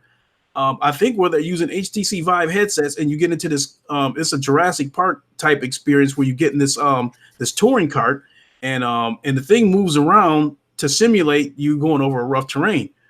Do you think you could see something like the Oculus Quest turn up in arcades where people were playing Dance Central or playing Beat Saber? Dude, and it's cast upon a giant screen, because we do have confirmation now that the Oculus Quest, you can cast it to anything that has Chromecast. So you can cast it to TV. That is huge. That was a big concern for a lot of people, that you wouldn't be able to see it on the TV, but now you can if it has Chromecast. So so going back to that, do you think something like that could happen where the Quest could turn up in arcades? As long as there's good security or the ability to somehow tie it down some way, why not? I'm still waiting, and it will happen. Will be a Beat Saber video of someone doing a backflip. There's going to be someone doing some crazy, some gymnastics. But see, that could be dangerous though, because you do something like that, I'd imagine the minute your feet is gone, your balance, your equilibrium, all that stuff is gone. You just guess where you're going to land. It's going to happen, man. It's going to happen. Somebody's going to get hurt too. Nah, they'll be all right. Somebody's going to do a flip and not be able to stick that landing, because they're not going to be able to, properly calculate when to plant their feet, because, they're not going to know what degree they are in flight. And so I don't know, something like that can be dangerous. But yes, I do believe somebody's going to try it. Somebody's going to do it and succeed. Somebody's going to do it and fail. That's it, man. So you're going to have you got Fail Army. You're going to have VR Fail Army videos of people in the Quest trying to jump, do some backflips and stuff while playing Beat Saber. Yeah, man. Oh, here you go. What's this? Sales Ketchup. There already has been someone who's done flips. Wow. If there's is there video of it? I mean, yeah, I don't think Sales has done it. Okay, I mean, I will shoot. I'd like to be pointed in the direction of seeing these videos of people who's done it, with flips. Yeah. I mean, it might have been Sales, so he can walk on his hands for a long period of time. So I'm not sure. Switching gears for a second, I do want to talk a little bit about Space Junkies. Oh yes, please. You do have that game? I have it on PlayStation VR and Oculus. So do I. I mean, once the game went on sale for $15, I couldn't pass it up. Mm-hmm. And the first time I played it on the PlayStation VR, actually, I was in the room with you. Yeah, that's right. Yeah, I remember. And initially, I didn't like the DualShock 4. Yep. I went back and tried it again this morning, and I tried to stream it, but something with Sony and Ubisoft, they just won't let you stream it. But okay. I thought that had been dealt with. No, I mean, I thought that was something that they were doing just while it was in the beta phase, but no, now that the full release is here, on the PlayStation VR, they still won't let you stream it. So I ended up having to go back and stream it on the Oculus. But what I'm what Oh, I and wanted to talk about that's is why you're thinking about getting a capture card. I take it. not necessarily because of that situation, not because of that situation. I kind of wanted to get a capture card for Beat Saber, to tell you the truth. I don't want, like, when I do streams, I don't want people to just see lightsabers slashing cubes. I want people to see what I'm doing while I'm Mhm. slashing those cubes, because some of those games, some of those songs on Beat Saber, I actually cut better when I get into a groove and start dancing, while I'm slicing. Some of those songs, the music takes over you and you start moving. Dude, If what you you don't want to try do, to. man? Have you tried Box VR? No, I haven't. Dude, like I think that's really good. I was very impressed. I played it the other day, and I didn't get all the stats from their email. It was pretty bad actually. They're covering email, it winds me up. But there's 100 songs in it, dude, and it was a really good workout. And I know, like someone said to me, you don't have to, like, if you want to get the full combo, dude, you need to hit everything and duck everything that's coming towards you. If you choose to actually squat when it says to, instead of just ducking down, um, man, it is. My legs were actually aching like the next day. It was a really good workout. I'd definitely say check it out. All right, I'll definitely take a look at it, because I've said that before too, that I've been doing push-ups to get me through until I get back into the gym. But once I get back into the gym, I'm not going to be going to the gym for cardio. I'm still No. going to be relying on Creed and Beat Saber for my cardio, because I like, when I was peaking, I was going to the gym about 5 days a week. That's just on the heavy lifting part, going there 5 days a week, lifting about 2 hours a day, and that's without any cardio. So then to have to go back there, 3 or 4 times a week and spend about an hour on a treadmill, I was virtually living in the gym. It was like work, gym, work, gym. Have you got an iWatch or anything, or a calorie counter of some sort? No. So my friend, he come with me, and I was taking him through my routine, and it was only shoulders, dude, like shoulder routine, and we done 750 calories in, like, I think it was an hour, and there was What no. you guys doing, like supersets or drop sets? I do all sorts. I probably I train to failure sometimes as well. So I tend to start off really heavy, then I'll be going into something that will push me mentally. Do you know what I mean? Like my muscles are giving out. I like to do a bit of that, and then yeah, just finish off strong. I try and do all angles. I try and do all sorts really, because I don't like that look where you've hunched forward. I don't like that where you look like a bulldog where your shoulders are ahead. I like to actually keep my shoulders in a really good place, and yeah. So, but yeah, man, the calories, I couldn't believe it. I was like, "You sure?" And then we done it another time, and yeah, man, it was. I can't believe how many calories you burn just lifting weights in general. It was without cardio. So yeah, it's really good idea that you're doing your cardio at home as well. That Box VR's got a calorie counter as well, by the way. Yeah, so does Knockout League. If you've ever played that game, Yeah, that was kind I of the loved it. first boxing game that came to the PlayStation VR, which I thought was a fun game. But I didn't like how arcadey it felt with fighting all the different creatures and personalities. But I did like that it did count your calories. So that's how I started out getting my getting my cardio workout in VR, was through Boxing League. So when Creed came to PSVR, I said, like, that is a godsend, because I'm going to be able to get my calories in. I'm going to get to fight against live opponent, and we're going to get to talk trash to each other. Yeah, cool. Yeah. So that was a godsend, for Creed. But going back to this Space Junkies thing, I spoke about the situation with the DualShock 4 controller. Initially, I didn't like it. Um, after playing it this morning, is not that bad. I could get through. I could get by with it if it came down to it. But I still feel like people who play Space Junkies on PC are still going to have an advantage, only because of the controllers, not because of the power differential, because of the controllers, because their hands are going to be free, while anybody who's on a PlayStation is going to be handcuffed to the DualShock. So Yes. I mean, you might have the same problem as we as well. Going from system to system is not good. Like, when I played, I think I played it on the Rift first when I tried it at Ubisoft, and then I played it on the PlayStation, and I was like, yeah, it works, man. It's pretty good. Like, it's actually, there was definitely, for me, the Oculus Touch was better because of the reload thing. I love the fact that because you're in zero G, you just let go of the grip, flick the guns to reload them. They do a little 360, you grab them again. It feels so cool, like, to do that. And you sort of lost a bit of that on the PlayStation. But yeah, when I go from system to system, the DualShock is the one I struggle with more now when I play it on and off. The touch is a lot better. And hopefully when the Move comes out, that will address that. And I've also, I'm thinking the rudder is going to be coming as well. See, but when the Move support comes out, that's where I have another concern, because unlike the Oculus Rift, where I have superior tracking with the 3 sensors, your tracking is done through a single camera on the PlayStation VR, which is in front of you. So when they get Move support, what I'm concerned about is when you reach behind you to grab that energy sword or that shield, you have to reach behind your shoulder to pull them out.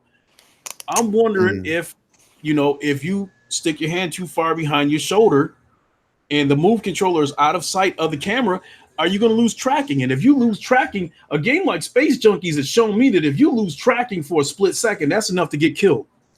Yeah, it's very fast paced, and the fact it's only 2v2 at the moment, and they're going to be probably pushing 3v3. It's quite full on.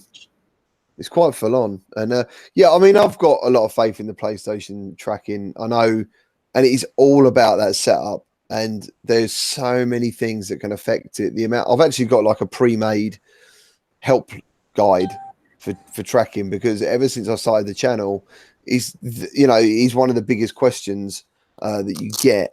I've got drift. What do I do? I've tried this. I've tried that. And it's only by I necessarily haven't had it too bad, but one of my friends rang me up, and that's what made me ultimately do the guide. Was he just said every time he started his PlayStation up and he get into a game, it would constantly drift to the right.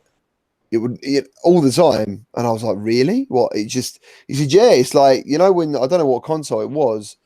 JD, that was me. Sorry, man. I got my little knife pouch. I was playing with my knife, dude. Sorry. Yeah, he basically said, I don't know if you remember, if you hold right on a controller of a game and you start the game constantly thinks you're trying, that is the center of the controller or something. So when it, and yeah, so I done a whole new reset for him where I put the camera in a completely different spot, done the resetup process. So yeah, usually I have mine above facing downwards. I'll put the camera on the bottom, done the whole setup process. The 3 pictures as well that you do of yourself seems if you take them pictures roughly where you're going to play the game, for some reason that seems to improve stuff. And then but he was like, I don't want my camera there. I was like, well, that's cool. So we turned it on, the drift had gone. We then put the camera back to where his desired position, reset it up again, and it's gone, and it's never come back. Yeah, that's something I have. That's something I don't care for with the PlayStation VR. Every game is not the same when it comes to the camera position to getting the best performance. Some games are better high, and some games are better at your waist. Absolutely. So case in point, yeah, when I played Star Trek Bridge Crew on the PlayStation VR, the camera had to be underneath the TV on the TV stand for me to get the optimal performance out of it. Right. But then other games, I would have to put it on top of the TV to get the best performance out of it. So that stuff was getting on my nerves, always having to move this camera around. And so I just basically picked out the ones. I put the camera on top of the TV. It's on a tripod behind the TV. So I think my camera's at about 6 feet above ground. So the camera is basically looking me dead in the eye, but it's pointing downward. I pretty much just stick with the games that I know are going to work with that configuration, because I don't want to keep moving that camera around, because it gets annoying getting behind that TV, moving all those wires around and stuff. And sometimes, the cord is not long enough to wrap it around the front of the TV. So sometimes I have to unplug it and then take it snake it through the TV stand. So that can get really annoying at times. And that's one of the things I love about the superior tracking of the Oculus Rift. No matter where, no matter what game I'm playing, the tracking is just tremendous. Yeah, it is. Yeah, I mean, yeah, you're right. It is superior. It is superior, and I noticed that straight away. The controllers are superior. So yeah, dude. Yeah, I agree.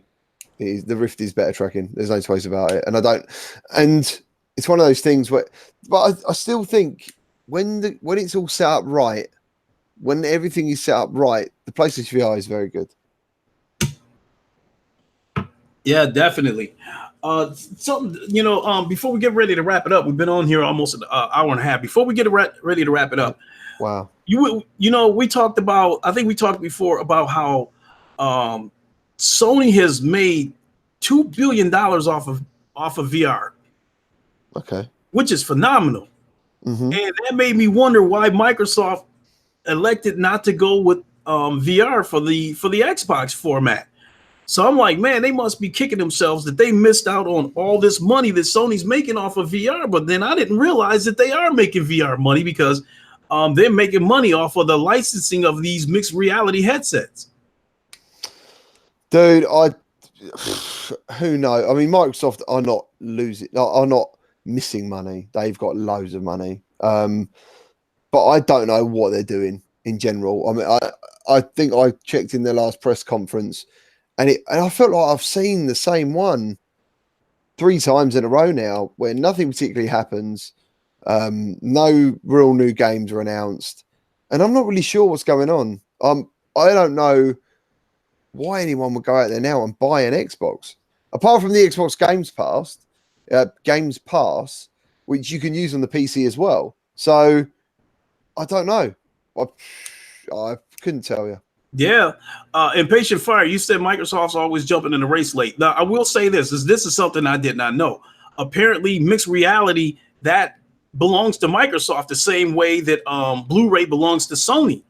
And so I guess they sent out the general design of the headset to, third-party manufacturers. So when you have headsets like the Samsung Odyssey, Microsoft is getting a piece of that money because it was made off of the design of the Microsoft mixed reality headset. So yes, they are getting VR money, and I did not know that. Okay, cool. Yeah, sweet. I remember seeing a demo of the HoloLens, and stuff. It looks fantastic. Mixed reality is amazing. I'm not sure if it's gonna. I think how it's going to be used in the real world will be brilliant. I don't know from a gaming aspect how amazing it'd be. As I said, man, 3DS has got augmented reality, and so augmented reality, yeah, that's right. I would say augmented reality is going to be a massive thing, especially in teaching stuff to people. The ability to learn things. Yeah, man, I don't know. Microsoft for me is a crazy place, and they haven't got any of my money at the moment, unfortunately. Yeah, definitely. So wow. I think I probably thought of all the questions that I could think of offhand. Most of them was, Oculus related, because I think they're going to have out of these new headsets that's coming out, I think Oculus is going to have the biggest impact by far. Oh yeah, man, I do think that as well. You got Righteous Fish, how's it going? Christopher Hart, Crackhead El Loco. Another troll. Another troll. Oh, is he? Oh, I like that name. Yeah, bro. He's been in here before. That's a cool name. He wants blood. Mm-hmm. Yeah, man. Somebody with a name Crackhead is hard to take some of their thoughts seriously. Yeah, man. Yeah, I think, as you said earlier, it's a really exciting time to be interested in VR. It's a really exciting time for people who, at the moment, they don't even know they're going to like VR, and the Quest is going to be able to, you're going to have to show it to them for the first time easily. You haven't got to feel like you're lynching people to get into your house. Yeah, try this. It'd just be a case of, I've got it with me, put this on. And I think the other thing as well is not only other people seeing other people use it, they're going to be thinking, what's that? Or what's that about? How good is that? I'm just really excited for it, man. I think it's going to be great. Yeah, same here. And I think and I'm hoping, it's time for Sony to have another sale more sooner than later for the PlayStation VR so they can get people to get on board with it. What I'm hoping, I think I might have mentioned this with Joystick Guru when I had him on last week. I'm hoping that when whether it's Blood and Truth or the Iron Man VR, when those come out, I'm hoping that Sony does a bundle. You know, I hope they do a themed bundle. I hope they do like an Iron Man PSVR bundle or Blood and Truth PSVR bundle. Mm-hmm. Because I think that could help move some units. Yeah, man. Or even Like even the No Man's Sky PSVR bundle would be huge. Lincoln, you've got some like real stars. You've now got Pennywise Yeah, coming in. You've another had the another. He's another troll, but he keeps it in check. dude. You've had the Red Ranger. You got a crackhead. Who's the other guy you had earlier who was in it? You had Homer Simpson and now Pennywise the clown. Like it's amazing. I assume it's just part of what happens when your channel grows, especially because I will say that my channel, for the most part, was pretty much a Sony, PlayStation channel. I still, the PlayStation is still my console of choice, but VR is now my genre of choice. So Yeah. I've moved a little bit away from the consoles. I still play MLB The Show and those other fabulous Sony exclusives, but VR is my love and my passion now. That VR is number one for me. Yeah, dude. I bought Days Gone, which was I mean, it was a good game, but it was nothing new for me. It wasn't. It was just like a lot of good stuff from other games, which is pretty cool. But I didn't really have a reason to, so I traded that in like within a couple of days because of paying for other stuff. In particular, this new mic, having to pay for the import cost, and yeah, man, like I'm all about virtual reality, and I don't think, regardless of patrons and money you get, man, like VR is always going to be costing you money. Yeah. It's always going to be taking your money. You are doing it out of passion and wanting to share that passion. Mm-hmm. And I want to say this to the chat, and I've said this before. For those of you that think VR is niche and think that VR is going to die, VR is never going to die. You want to know why? Is because at all these electronic shows trying to show the advancement of technology, VR is always at the forefront of technological advances. When people want to show you the latest high-tech gimmick that they came up with, VR is in there somewhere.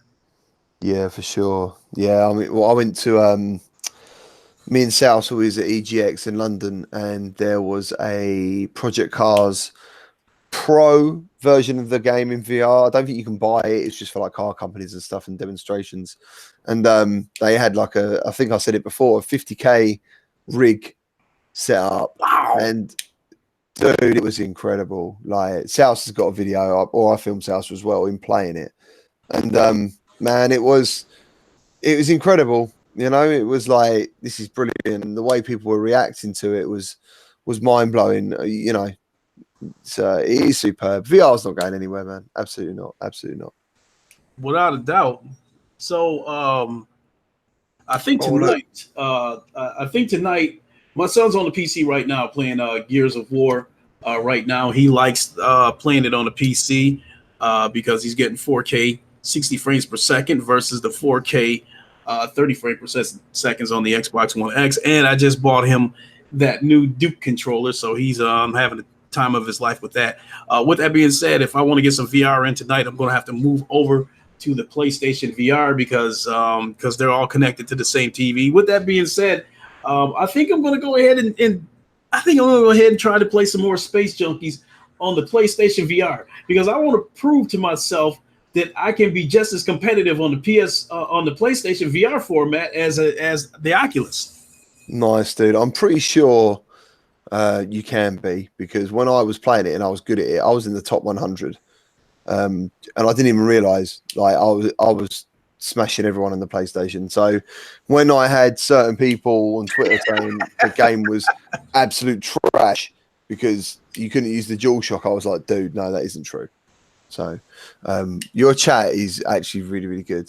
So Christopher Hart, more and more people are playing VR now. People who don't know go play Astrobot, The Persistence, Resident Evil. Like that is 3 of the best games for sure.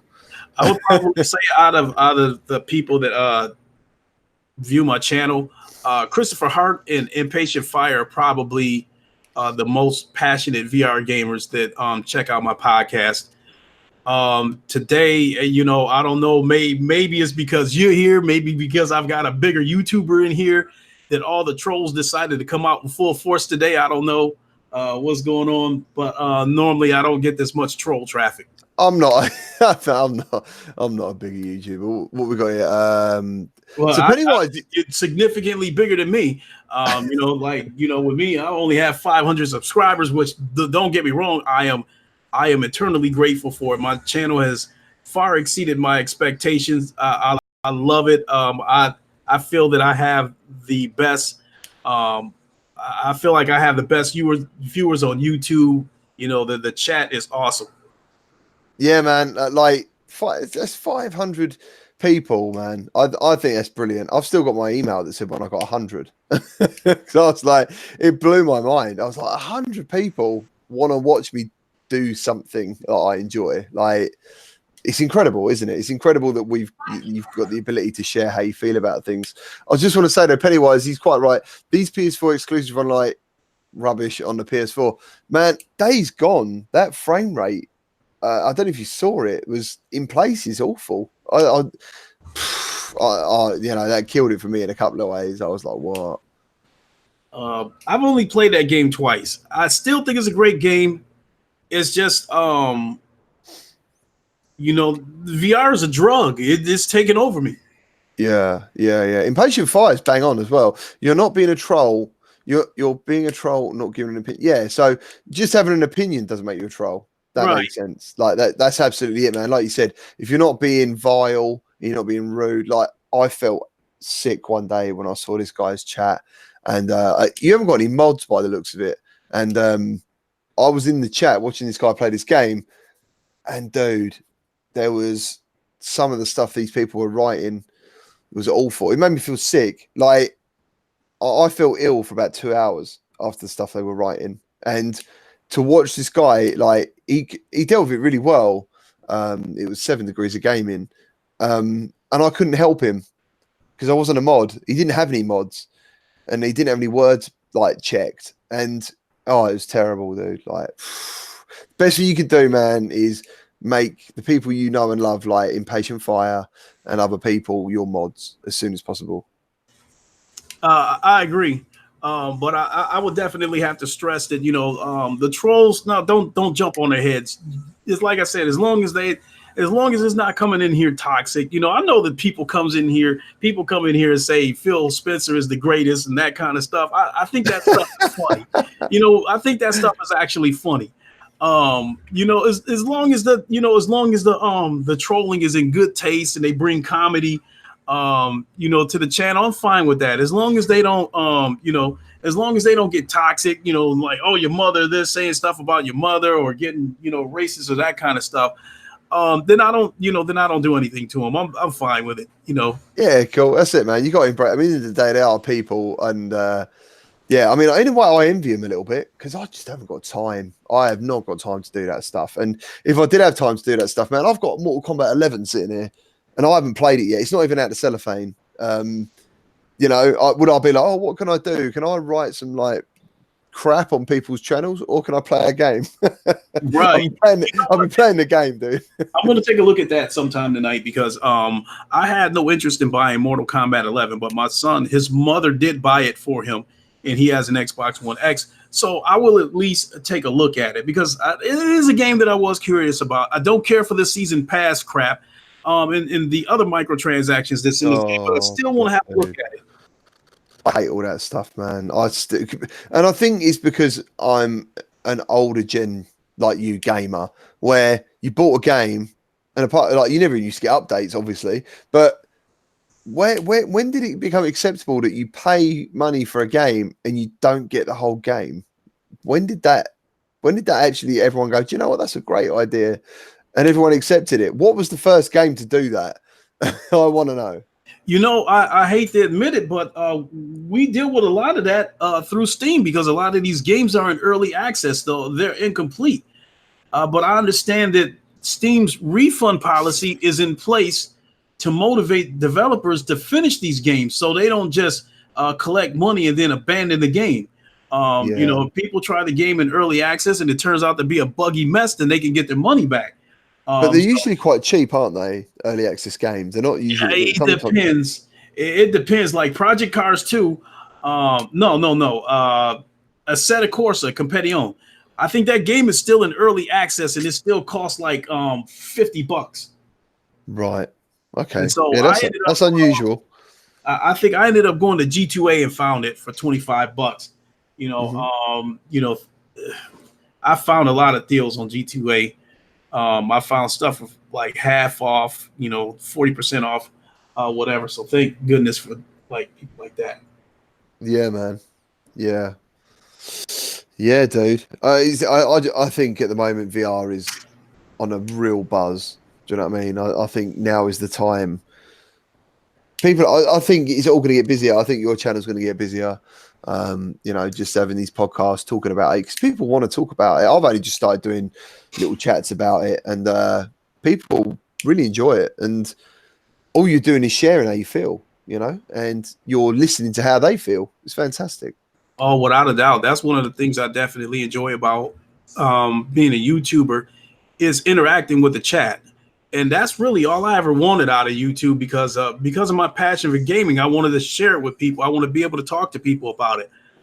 My family and friends and stuff like that, they're not big into video games, so they're not going, they ain't going to want to listen to me talking about video games. But here, we're all passionate about video games. Even if you're on the other side of the fence on Xbox or whatever the case may be, we still all passionate about games. And sooner or later, we'll find a subject to talk about where we're all on the same page. Yeah. So that's one of the reasons why I say that my channel has far exceeded my expectations, because I figure like, hey, if I go live and at least one person wants to hear what I got to say, mission accomplished. Yeah, man. Same. Yeah, absolutely the same. And one of the best things, see, for me, like I love the interaction. I love the live streaming, and I'm definitely doing a bit more live streaming lately. I started getting into making videos, which is good fun. Like I really enjoy the sense of humor you can put into them, but I was missing that live interaction. But for me, is when you can answer questions for people. Like I think Borderlands 2 on the PSVR was a real step for the community, because IGN reviewed it wrongly, and I'm sure you're aware of all this. No, not really, because truth be told, I stopped paying attention to IGN once they proved that they can be bought. Okay. Because they have opinions. let Microsoft's influence either affect the way they review a game, and they've even let Microsoft's influence affect their sense of humor. Because I think when God of War came out, I think IGN put up a meme where it showed like God of War on one side, and then there was like a black screen on the Xbox side, and I guess it didn't set in too well with Microsoft, so they took it down. Right. And they've given some Microsoft games some shining reviews. So they IGN and Digital Foundry are two entities that, in my opinion, have proven that they can be bought, and that Microsoft might be one of the people who have bought them off. So I really don't pay too much attention to IGN or Digital Foundry much these days. Oh, wow. So you think Digital Foundry as well, which I believe is part of Eurogamer. Well, Digital Foundry, they did all these, they do all these analysis, but then they did one of them and mentioned that it was sponsored by Microsoft. They're doing an analysis on the game, but pointed out that it was sponsored by Microsoft. But that's not, I mean, that's a weird thing. I mean, I think here's another thing that proves that has people believing that they might be paid off by Microsoft. What they would do is when they would run an analysis on a game, if you had a situation where the Xbox looked better, they would give the game high praise. If you had a situation where a game on the PS4 Pro looked better and ran better than the Xbox One X, you would have Digital Foundry saying that that's odd, and they act like that's something that's not supposed to happen, and then they would talk about, well, this might be something with the developer being lazy. Hopefully the developer will come out with a patch and we can revisit this and that kind of you're stuff. talking about Titanfall 2, probably, aren't you? Mostly. Not just Titanfall 2. It's happened on a number of occasions. Yeah, But whenever an Xbox game looks better than the PlayStation, they don't say, oh, the developers, maybe we'll revisit this after they come out with another PlayStation Pro patch. We never hear that. We only hear that whenever the PlayStation Pro games look better than the Xbox game. They seem to make a defense for Xbox and was like, oh, we'll have to revisit this. Maybe we'll see another patch and this kind of stuff. So and then they pointed out, again, that they did an analysis where they pointed out that it was sponsored by Microsoft. So, are you looking at your chat? No, I wasn't, because I already knew that was something that was going to stir the pot. So I wanted to look away from the chat so I could get everything out that I needed to say, because if I try to talk and look at the chat at the same time, I'm not going to be able to finish what I'm saying. Dude, like, sounds to catch up. I think it's all gone a bit crazy. So, oh yeah, we get that every now and then. We'll get one of these Xbox trolls popping in here, and then they'll end up going back and forth with it. With a lot of the other viewers, because even though VR is my first love, I think the majority of the subscribers of my channel, or at least half of them, are probably PlayStation. That's their console of choice. Yeah, man. So what we got going on there? So where was we? Someone said they need to get Borderlands 2 VR. Who said they wanted to get Borderlands? Have I missed it? Someone said something about the review that IGN gave it. Yeah, so Borderlands 2 VR, when that first came out, man, like I like to try and play games on every control setting, mostly to find a good one if I've got time. And Borderlands 2 VR was pretty much great on all of them. And then I realized that I read the IGN review, and I think it was Dave Station or someone brought it up, that they were like, dude, what the hell is it? We're all loving what's going on. And yeah, like I think I made a video, other people made videos about the movement, how it had free locomotion, everything negative. They gave Borderlands like 5 out of 10 or something in VR, Borderlands 2 in VR. And I'm pretty sure like we put out videos, we were tweeting. In the end, we got hold of the editor of IGN, and they took it down. The community, it got a bit crazy. I got it like on Reddit as well, to the point Mr. Molotov was like, okay, everyone, let's calm down a bit. Let's stop like hounding IGN. But the point is, the community stepped in, and I don't know whether the damage ever recovered. I'm sure Borderlands once again has got some amazing fans, obviously. But yeah, like IGN is a giant, and if they put out a review of a game and they haven't spent the time of the game, and the guy reviewing it didn't even sound like he'd ever used VR review like before, it's damaging. It's damaging to the game. And for Gearbox to bring out a VR game and Borderlands 2 to PlayStation VR is a huge deal. And it's almost like, and I can see what you're saying about PSVR Frank, going back to that, when I was following Frank when he had 300 subscribers. Like, in his mind, people they didn't want VR to succeed, about it and stuff. And the problem with VR is it's subjective. Everyone's version or feelings on it is different. As you said, whether it comes down to motion sickness, cost, whatever it's going to be. So yeah, man, I don't know. I mean, Borderlands 2 was a big win for the community. That was really cool. And yeah, if anyone hasn't got Borderlands 2 VR, and I believe it's a timed exclusive, so it should be coming to PC as well at some point. It's awesome. Yeah, and I think this situation, like take the Days Gone situation for example, we need more situations like that when I think where the general audience likes the game, but the critics kind of trash it. I think the general audience needs to rise up and make their voice be heard and let them know that hey, whatever you say about it, that's your opinion. That's not going to affect us playing the game or buying the game because I understand that Days Gone knocked Mortal Kombat off the top spot in the UK. So Yeah, I think yeah. that is great for the gaming industry because I think that would have been a disservice if the critics and people like IGN would have been able to influence people not to buy Days Gone because I do think it is a good game.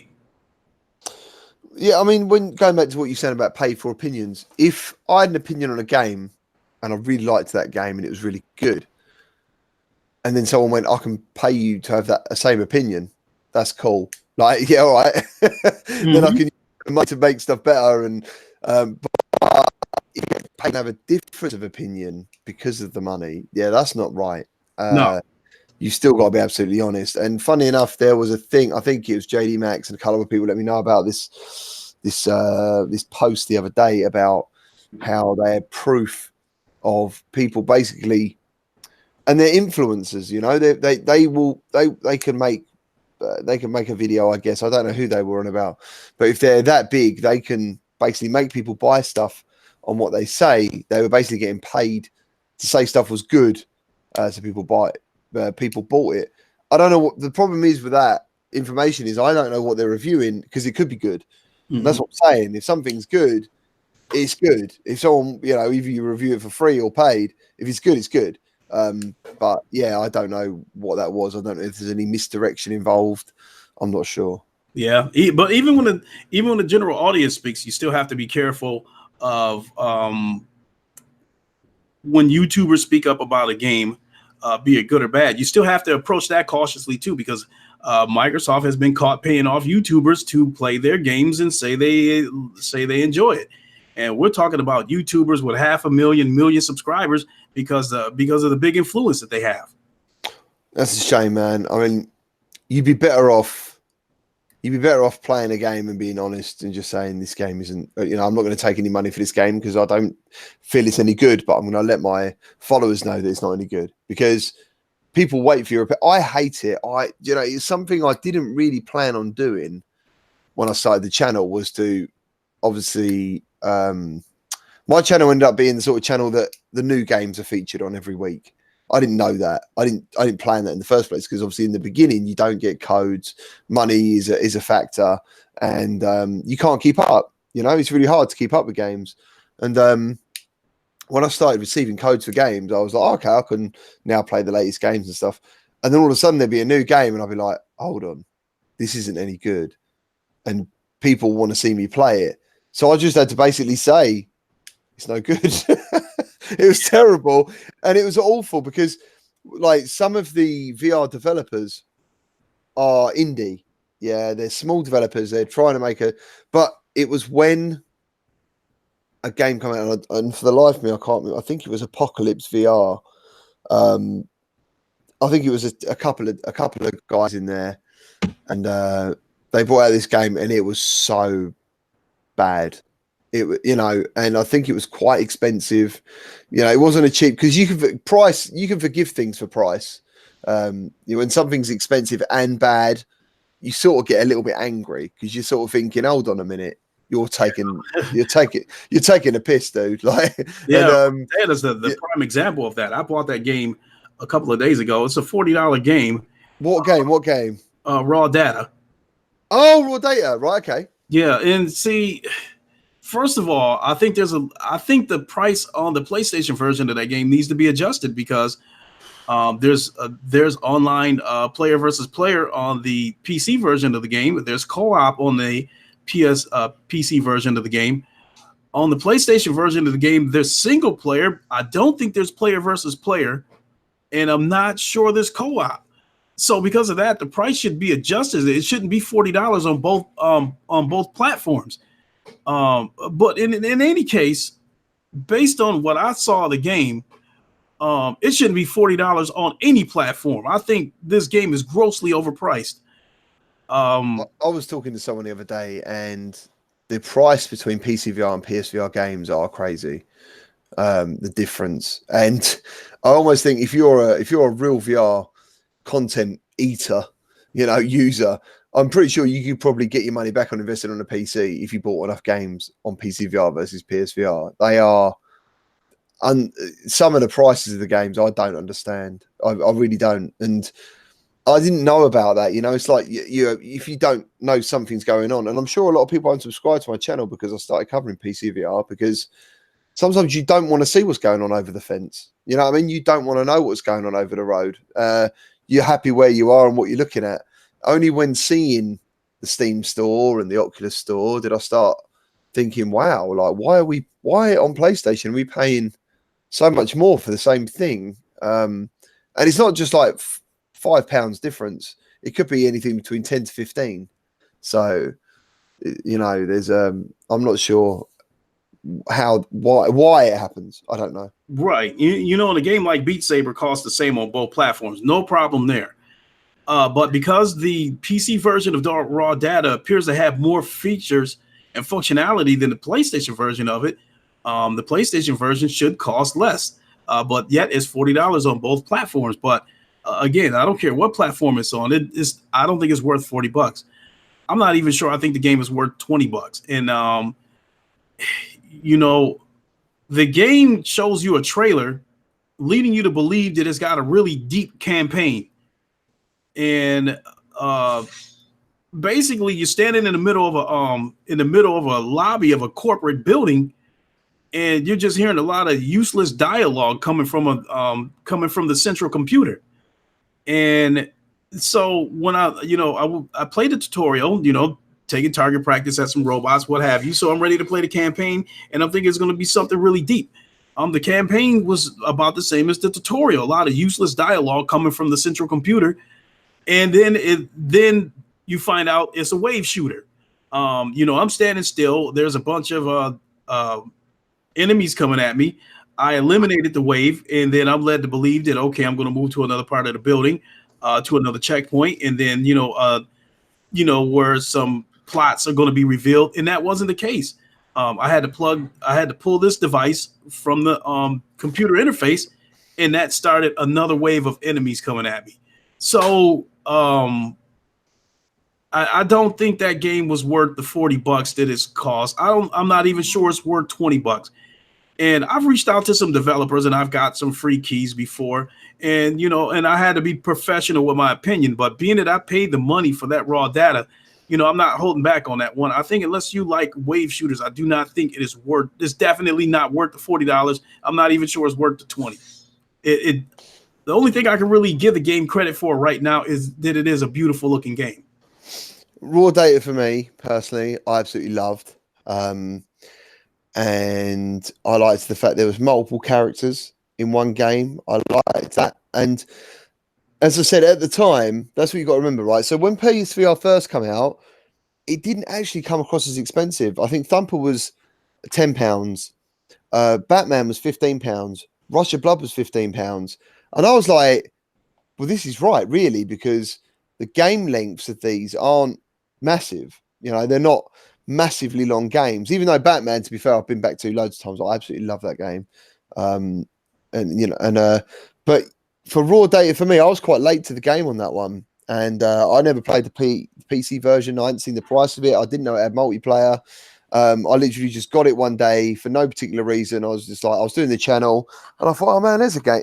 So that was the thing with me, man. I didn't really ever check YouTube for gameplay first. When I got into doing my channel, people asking me about stuff, I'm like, dude, I can't watch anyone else because I need my opinions. Do you know what I mean? I need to make sure that mine are pure and they are real and they are proper because I was going down the road of first impressions, and I didn't ever want to be affected or influenced.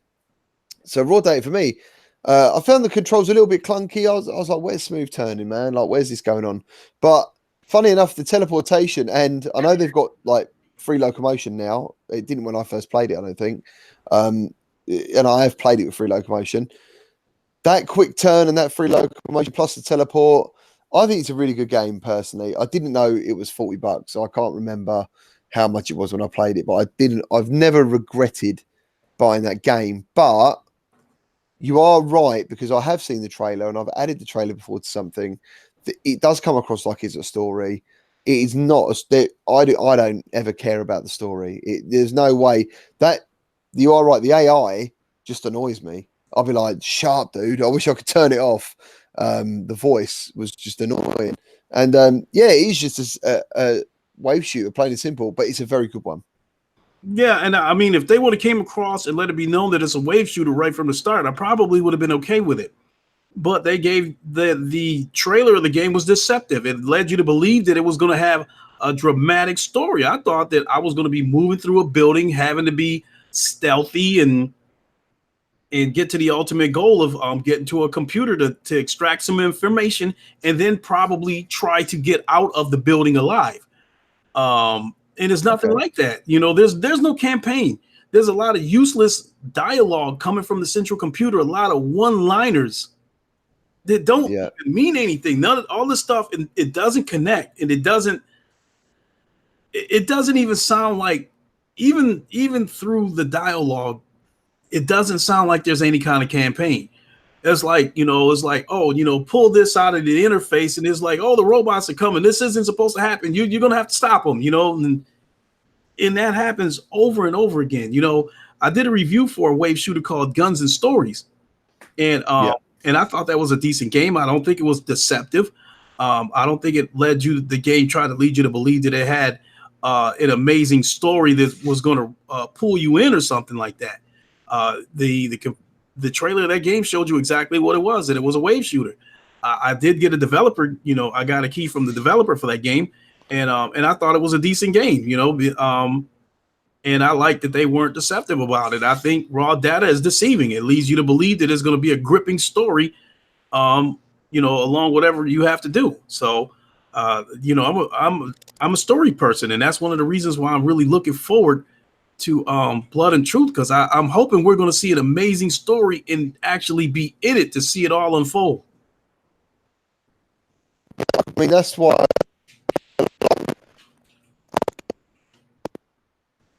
And I think the story and all that is going to be absolutely brilliant. But once again, going back to a trailer that changes or affects your opinion of a game before you even play it, that's what happened to me too. I was like thinking, this game's, it looked like free locomotion. You're running through buildings, shooting people. And then I played it and I was like, hold on a minute. What's going on? I'm stuck and I'm clicking and pointing. And if I choose to go forward, I couldn't go back. And I thought that was really strange. Like, you can't, you click an area and you were just stuck going forward, man. That's your lot. You've chosen that way to go. And yeah, dude, it was just, I don't know. I mean, I'm really hoping that it is a bit better, especially graphically. Graphically, it struggled. It was it was like early day PlayStation, some of the lower end PlayStation VR games where the resolution's very bad, Yeah, definitely.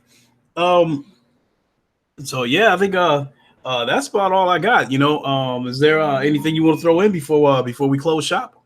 No, dude, I just want to say thank you ever so much for having me again, man. Like, it really means a lot. And yeah, just it's good stuff, man. Good stuff. Without a doubt, and I definitely want to thank you for joining me. And I want to send my apologies out to JoyStickGuru that we weren't able to get these technical difficulties resolved. We're definitely going to hook up. We'll do something. We can even hook up and just just in a closed room or something and try to see if we can get these technical issues worked out so we can try this again, because I would have loved to have his input on this as well. I think we had a great conversation, and and we covered a lot of things, and you gave some great insight, some great opinions, and I would have loved to have his opinion as well. Mm-hmm. Yeah, I imagine this would have gone on a lot longer. I think it would have been the same amount of time. We probably would have had to shorten our answers, though. Right. Because let me see, it's 7:30, because I need to grab a bite to eat. I think I'm gonna order a pizza and then decide whether I'm gonna watch the fight or not tonight.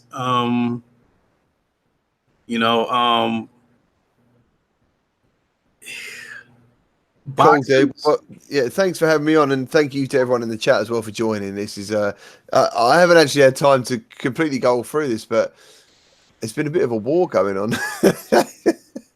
Like reading this stuff is crazy. Yeah, Um, I think the chat, aside from the back and forth that went on, I think the chat was great. I appreciate you guys joining in, and really appreciate this. The yeah, Impatient Fire, he says he's going to jump in PSVR after this podcast. Um, which at some point I'm going to jump on VR tonight.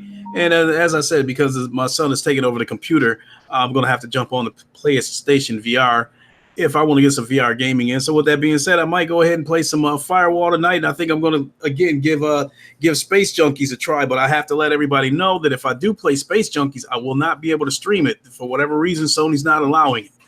So if I yeah, stream something, it'll have to be Firewall or something.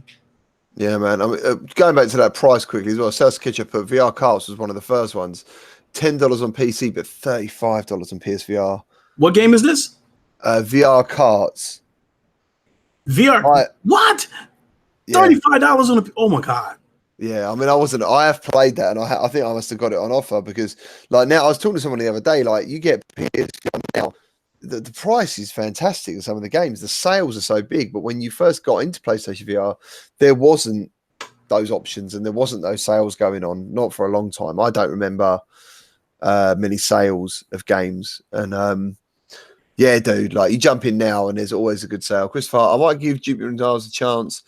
Mini Mac Mayhem. Is Mini Mac Mayhem out yet? I don't know if it's out yet. Is it? I didn't think that was out yet, but I'm really up for that. Jupiter and Mars is good, dude. I mean, have you played Jupiter and Mars, Lincoln? No, I have not. I just don't know. Yeah. That might be a game where it definitely wasn't on my list. Like a game that I'm anticipating, like a Blood and Truth. Yeah. One game that's not getting much hype that I think I'm still might go ahead and buy is Everybody's Golf, because I guess I'm in a VR group on Facebook. I initially thought that Everybody's Golf was going to be a single player game because that's what it says at the PlayStation Store.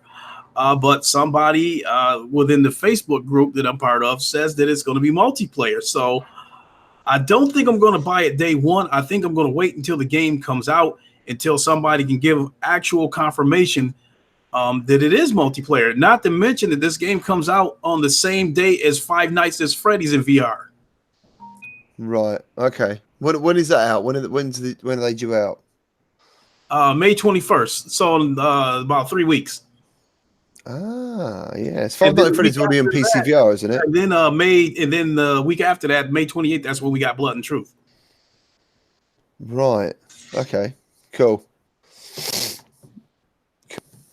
So, and I think at some point in the summer, we're going to get No Man's Sky, and then I'm led to believe that at some point, possibly in the summer, we'll probably get Iron Man VR. So, so this month, taking us all the way through summer, 2019 is going to be an amazing year for VR. With all the games and the headsets and stuff coming out, lots of excitement.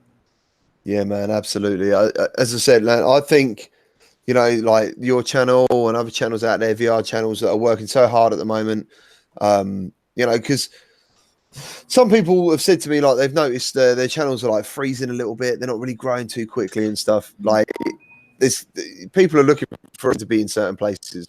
And, like you doing your podcast and other bits, I think it's going to be great. And positive channels are needed. And Christopher, yeah, Iron Man VR, dude, I can't wait for that. Everybody's golf looks fantastic.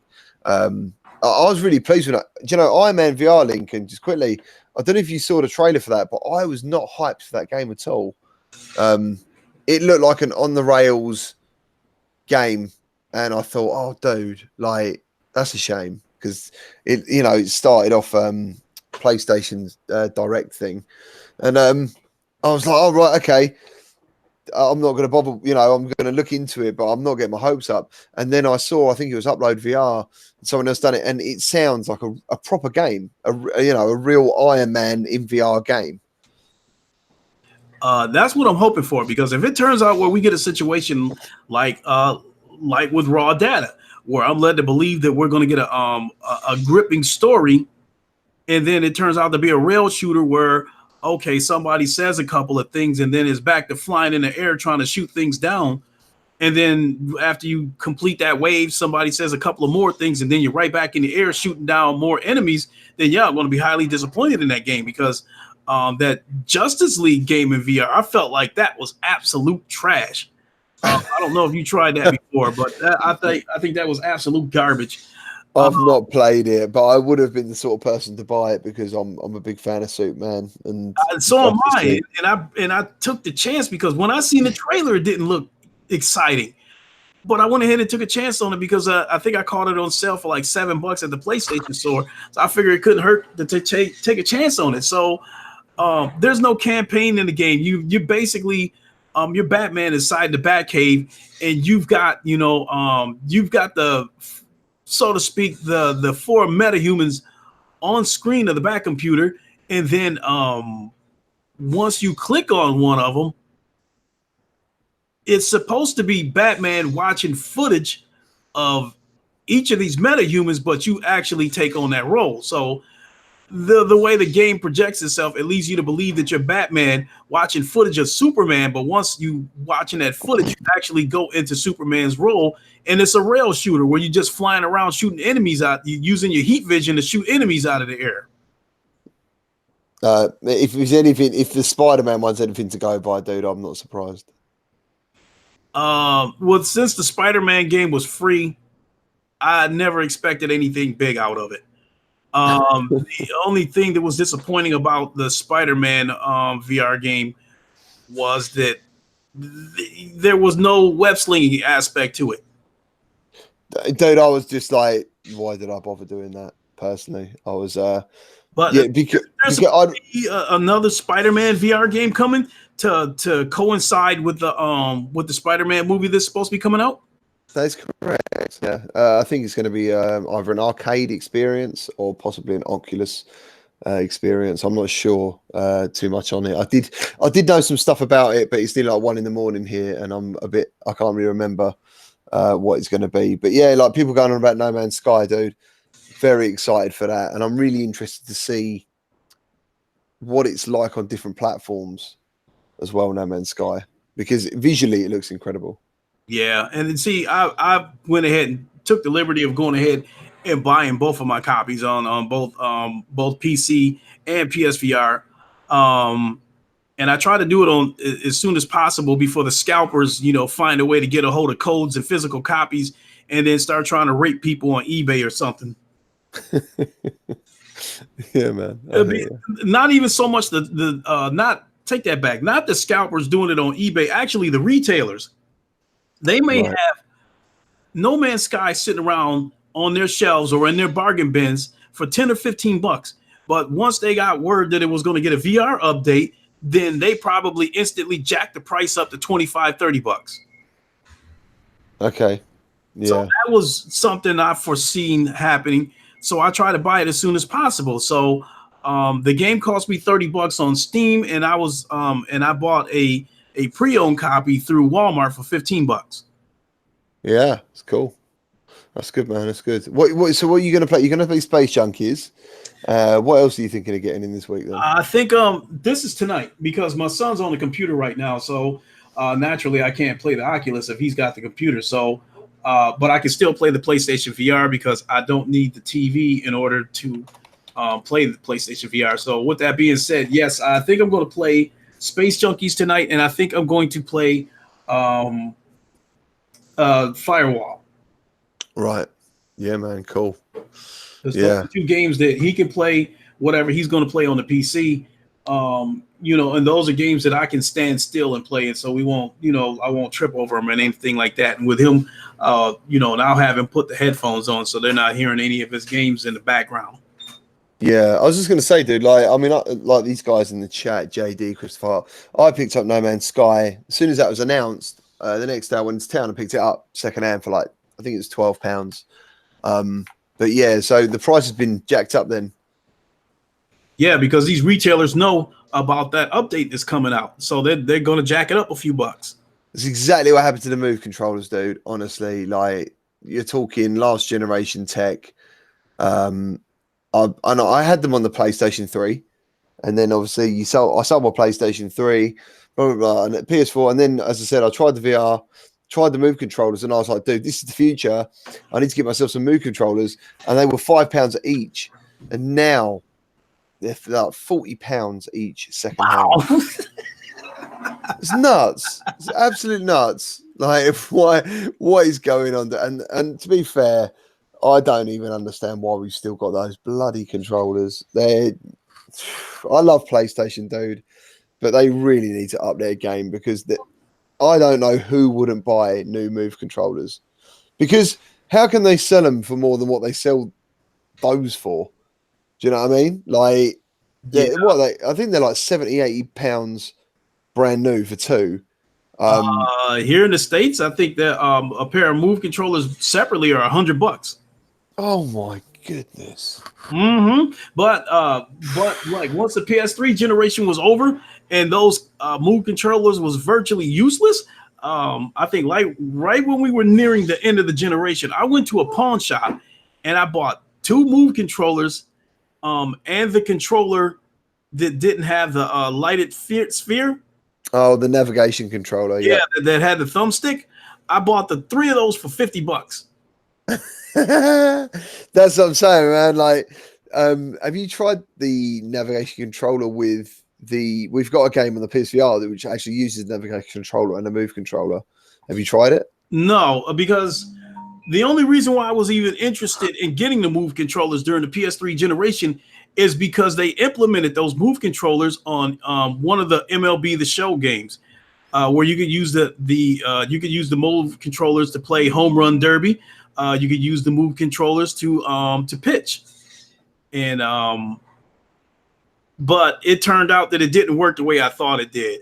All you were doing, you didn't even have to move. You just put the Move controller in front of you, press the button, and try to catch the meter at the right second, just like you would with a standard DualShock controller. So the implementation of the Move controllers did not work as advertised. In fact, I dare say the only way the Move controllers did work as advertised was during the home run derby. Now that part was a lot of fun. Right. Yeah, having an actual. But then that's what the Wii did, didn't it? The Wii made all that possible cheap. The Wii was a fantastic console. I thought Which it did, but I just couldn't deal with those Lego block graphics. They were pretty bad. And then you know, with the Nintendo Wii, they set the level on dummy. You know, people who I would go to some of my friends' house that had the Nintendo Wii, and they would be playing that Nintendo Wii bowling, and they would go off and shoot. They would go off and bowl like a 298 and then think that they're the greatest bowler in our city. And I'm like, no, I tell them I bowled on a bowling league for 15 years and I carried a 200 average on that bowling league. You do not know how to bowl. You know, you are not going to get on a real alley and shoot that 200. You know, put that out of your head and stop thinking you're going to be able to shoot that off because you did that on a Wii game that was set on handicap, not even easy. It was set below easy. So oh, you make me laugh, dude. You made me laugh. That's so cool. Yeah. JD Max says I think I'm the greatest racer in my city. I think JD is the greatest racer in the city, though. If you have a PS4, now here's the big problem, because I love racing in VR. I don't want to race in flat screen games anymore. Okay. So one of the dilemmas that I'm dealing with is like GT Sport doesn't have online multiplayer in VR. So I would probably say, JD Max, if you have a PS4, I would probably say the only game where we could race online and challenge each other would probably be Drive Club, because the dilemma that I'm dealing with is that I have a Thrustmaster T150 racing wheel that is supposed to work on both the PS4 and PC, but it doesn't work my PC recognizes the wheel, but any of these games that I pop in, Project Cars 2, Assetto Corsa Competizione, um, any of these games, it's not calibrating. Right. Okay. So if I want to make use of my Thrustmaster wheel, I have to do it on the PlayStation where I know there won't be any issues. There Yeah. won't be any compatibility issues. So with that being said, the only racing games out there where we could race against each other in VR, where I can use my wheel, would be Drive Club. And I don't know. We could probably, we could do Wipeout too. I do have Wipeout, Christopher Hart. And I'm not that good at Wipeout, but hell, I'd still play against you. I'd like to think, JD Max, that if you have, being that you VR centric like Gamertag and myself, I'd like to think that you have the PlayStation VR as well. yeah, JD has, man. I've raced with him, and he's really strong in the VR community. And yeah, man, he's right. Dirt VR on the PlayStation is also multiplayer. I think it's 4 players. With the Wipeout, I believe so. But with No, Dirt. Colin McRae, Dirt, like Dirt VR. Dirt Rallycross. Yeah, that's multiplayer. Okay, is that on the is that on Oculus or on PSVR or both? What? It's on both. Okay. Now GT Sport does have a dirt rally. It does have a rally mode on there. Again, you're only going against one car, or or you're doing time trials. And then the one thing about GT Sport that's really unfortunate is the AI. They got the AI set. The AI is an old lady. She's driving 40 miles an hour down a road where you should be doing 200. It's too easy to catch the AI. Man, Gran Turismo is beautiful on PlayStation VR. It really is. It's fantastic. But man, do you know what? All you need is 1v1. Just do 1v1. That's it. Like every time Gran Turismo put out their bloody PlayStation update and their tweet, I'm always thinking, come on, where is the VR update, dude? When are they going to do that? Because the car models are on point. It's absolutely beautiful. And yeah, I don't know. And I remember them. I think there is footage out there of multiplayer. It has been available, but only on the Pro. And they can't get it to run on the OG, and therefore no one can have it. But I'm pretty sure there's been like an event where they had all PlayStation Pros and GT Sport in VR, and they were multiplayer racing. Mm-hmm. So my thinking was that I think the next next iteration of GT, I think is going to be called GT7. So I'm led to believe that if this game is going to be a launch for the PS5, a launch game for the PS5, I naturally expect it to have a VR mode, and I would like to think that if they're using a PS5 platform to launch this game, I would like to think that there's going to be a VR multiplayer on this game when it comes out. Yeah, that's man. I mean, to me, that's assuming that the game is only exclusive to the PlayStation 5 console. If it's something where they open it up wide and allow it to allow PS4 users to have the VR mode on this game, then we may not get that VR multiplayer because naturally it looks like the hardware is not would allow it to work. If this current GT Sport can't work in VR multiplayer, I have no reason to believe that the next GT game is going to have a VR multiplayer if it's going to be on the PS4. Dude, yeah, I mean, I don't know. It's all about the numbers. It's all about them thinking, because the thing is, I think still on the store for a long time, Gran Turismo was like the backdrop. You go onto the VR part of the PlayStation Store, and Gran Turismo was there, and I kept thinking, why do you keep advertising this game? Like, because me personally, after the wow factor of the graphics and the way the cars drove, I was like, right, yeah, let's play this game. And you can't, like, the actual campaign mode isn't in VR, sort of thing. You don't earn money. You know what I mean? You don't play the game normally in VR, do you? You just race on tracks or do time trial. You don't compete in cups and you don't complete stuff. I think, is that right? Is that I'm quite right in saying that, I'm not sure. Because I didn't catch all of that. I was actually looking at the comments because I think Salsa Ketchup said in the Netherlands they were playing with 8 players. So could you go ahead and repeat what you were saying? I know. I was just saying, man. I'm pretty sure on Gran Turismo, um, you can't you basically can't do anything like as Oh, Plo it can't play. 617 says. Yeah, you don't. Is it who said that? Well, because the VR mode on GT Sport, Impatient Fire. Yeah, it's you can't arcade earn mode. money. You can't unlock cars. You can't. Oh You yeah, know yeah. all that stuff. You just play. You literally just pick a car and go around a track, like, which is cool in VR. Don't get me wrong, but where's the? I mean, I personally bought GT Sport because I love it, but there was at least a good 50% of that purchase was based on the VR part of it. You know what? You know what? Impatient Fire. I think you do earn money in VR because I think you Nice. might. I'm not sure, but I want to say that you earn money for distance driven. I'm not sure. Oh yeah, there you go. Here we go. Yeah, you're right. Look, here we go. JD Max. Yeah, He's like you wrong, can. wrong. Yeah, you can earn miles for daily. Yeah, that's what I thought. So yes, I think you can still earn money. It wouldn't be near as much as you would earn, say, if you were to run like say a 10-lap race and you were to win it. Can you unlock trophies and stuff though? Can you like, as in like, can you compete for championships? Because last time I played it, I always felt like I couldn't really get anywhere with it. You know, I like doing the Sunday Cup and you know, Not like the front wheel like and the not rear VR, wheel. but not VR, but the game itself. I think you could actually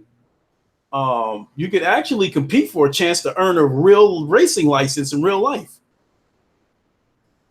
Right. Okay.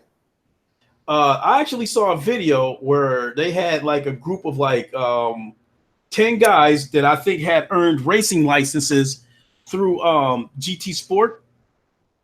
Right. And they went to a racing school.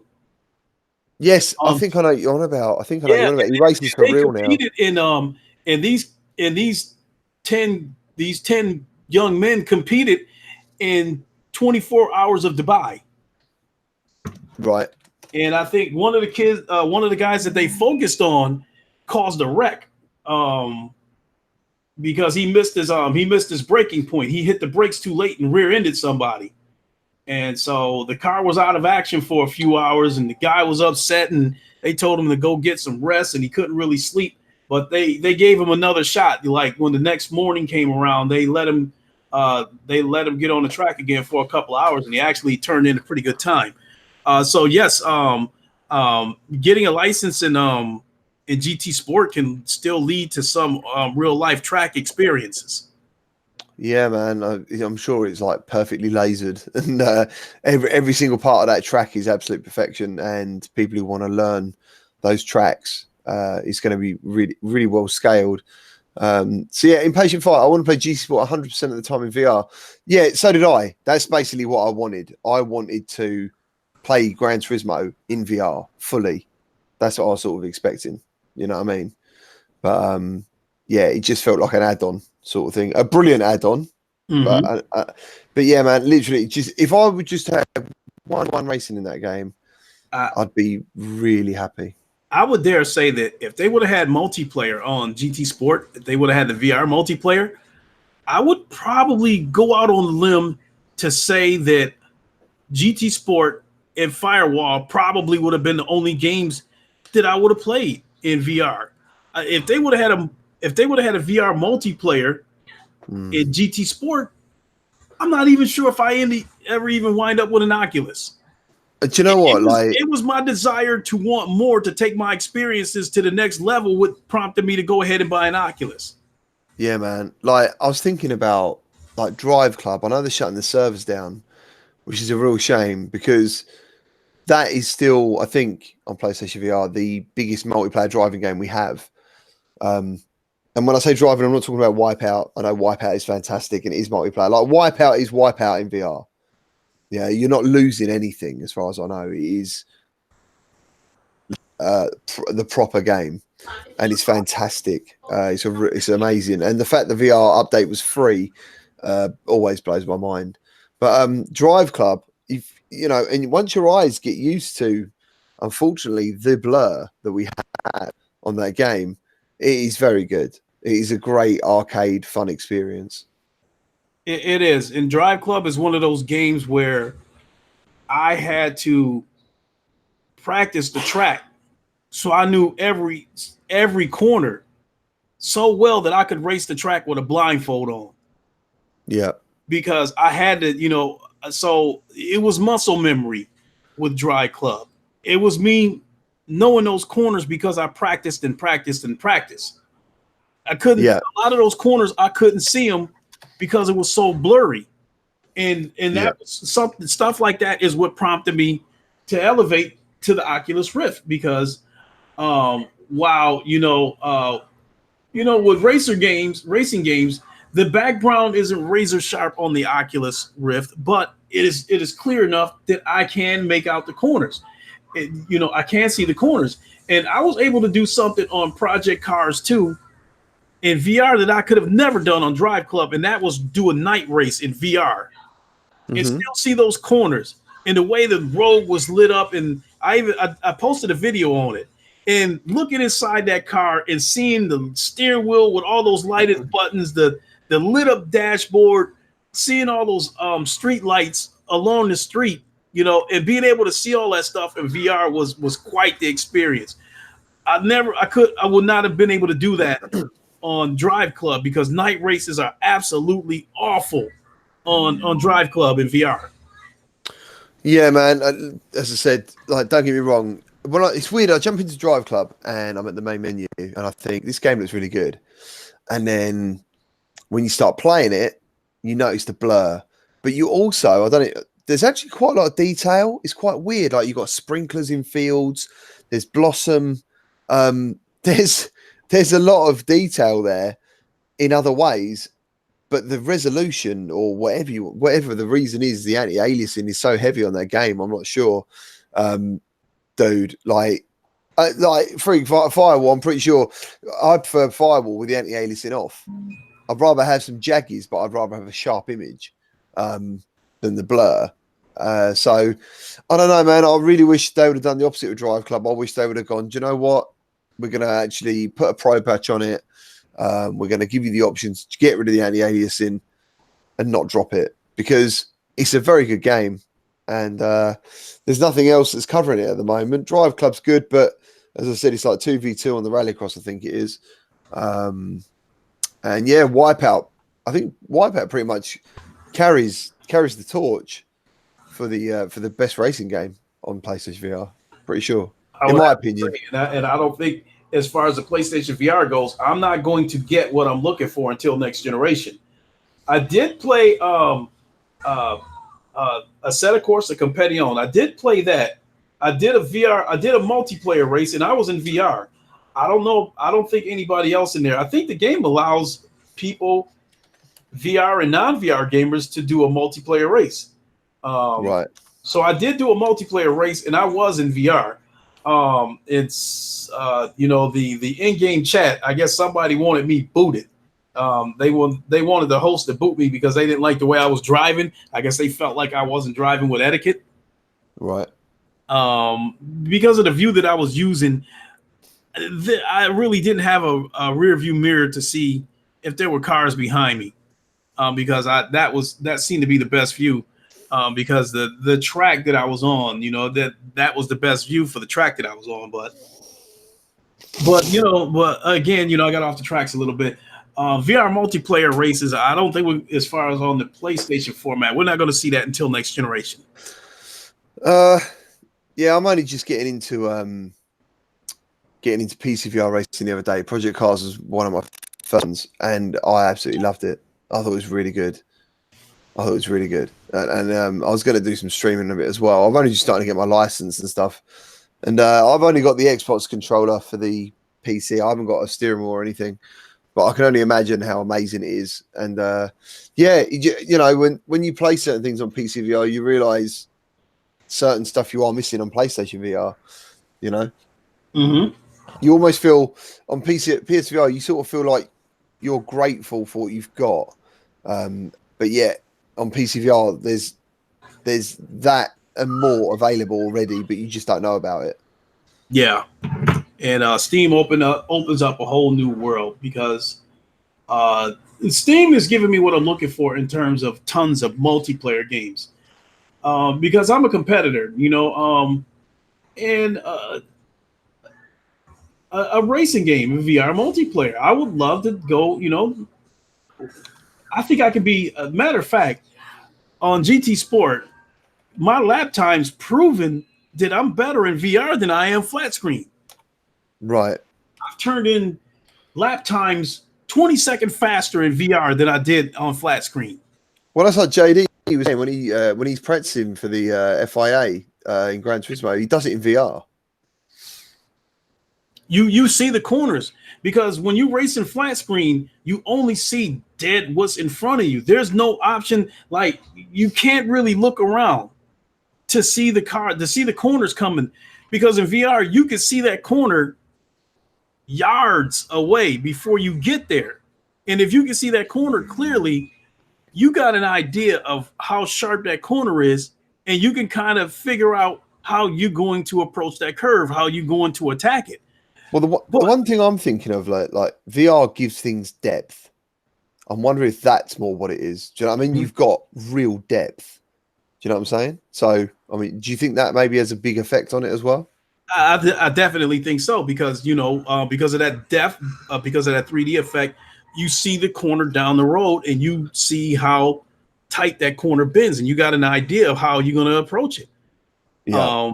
But when in flat screen, if there's a real hard corner coming up, you don't see it until you get there. You only know it's there because you've been practicing on that track. But in VR, that sharp corner, you can see it yards away. Yeah. And you can tell yourself, okay, when I get to this corner, I probably better slow down and take this corner a little bit cautious. But on a flat screen version of this game, if you don't see this corner coming until the last second, because you can only see dead what's in front of you, you're going to fly right off the track and dive bomb, as they say. That's, you could dive bomb and hit some cars in front of you and stuff like that.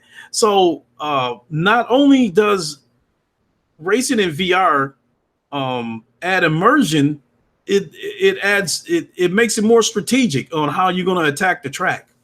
Yeah, dude. Yeah, I don't think. I mean, I haven't heard any other racing games coming on PSVR. Like when I think now into the future, I could be wrong because I'm trying to keep up with a lot of stuff. I've not heard of any other racing games coming out on PSVR. Do you know of any? No, and then the other games are like Project Cars is on the PlayStation, is on the PlayStation.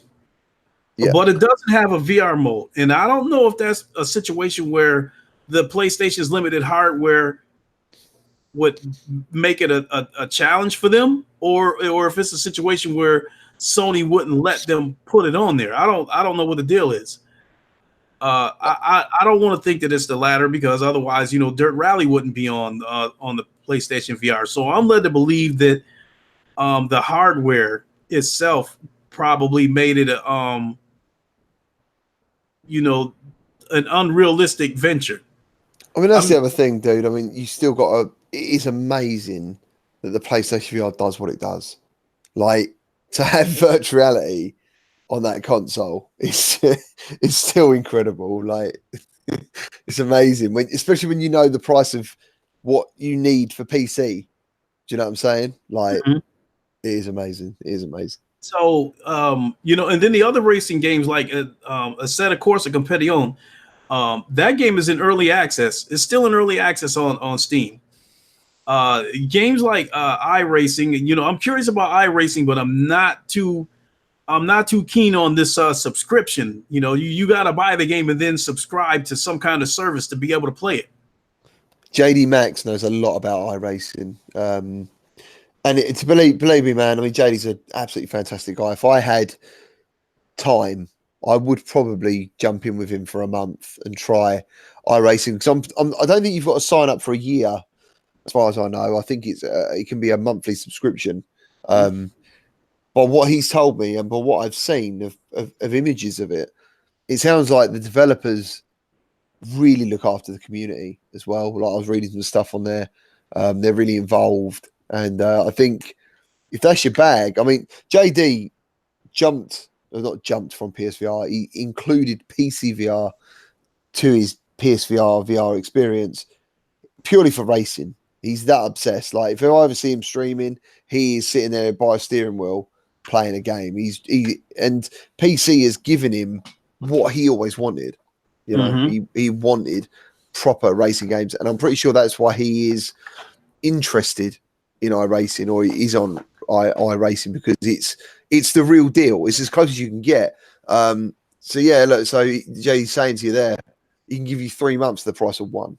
Okay, we can definitely visit that. Yeah. You know, and then Impatient Fire says OG PS4 is holding PSVR back.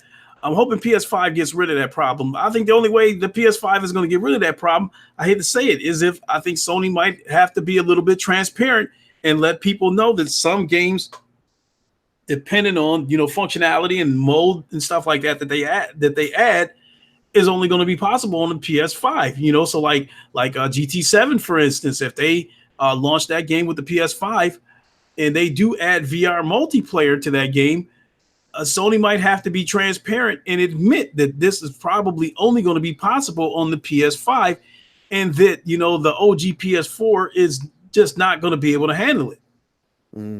Yeah. And that's something that could hold us back, you know, headed into the next generation. If Sony tries to take this Microsoft approach that they're not going to leave anybody behind. So people that's going to be still on the OG PS4 trying to play VR on there, they might be the reasons why we may not get the advances that we're looking for next generation. Yeah, man. Yeah. Like everyone was saying in the chat as well, OG is holding it back. But also, you know, you've always got to remember, PlayStation's done so much for virtual reality. So much. JD Max, you were asking if you could post the code. If it's a code that's open to the public, sure, go ahead. If this is a one-person use code, then send it to me directly on Twitter. Yeah, I think it's like maybe an affiliate link. So he, as you're saying, he can post that on here, and anyone can use it. And yeah, so they pay a month and they get 3. Yeah, sure, go ahead. I mean, if it's a link, it's not gonna, because you're not a moderator on this channel, it's not gonna let you post the actual link that will take you to the site, but you can still post it on here, and people, you can just copy and paste it, and, you know, paste it in the address bar, and it'll still take them to where they're trying to go. Yeah. So Pro6 was the OG has to be that Sony won't do the same thing next gen. I don't think so. I think VR is going to be an integral part of PS5. It's not going to be. See, for me, as I said before, I still think of PlayStation VR as a separate console.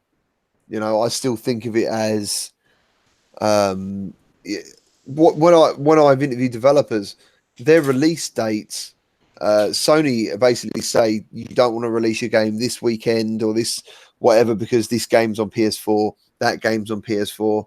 And I was like, so you've held back releasing your game for like 6 weeks because of a PlayStation 4 release, like a big PlayStation 4 release.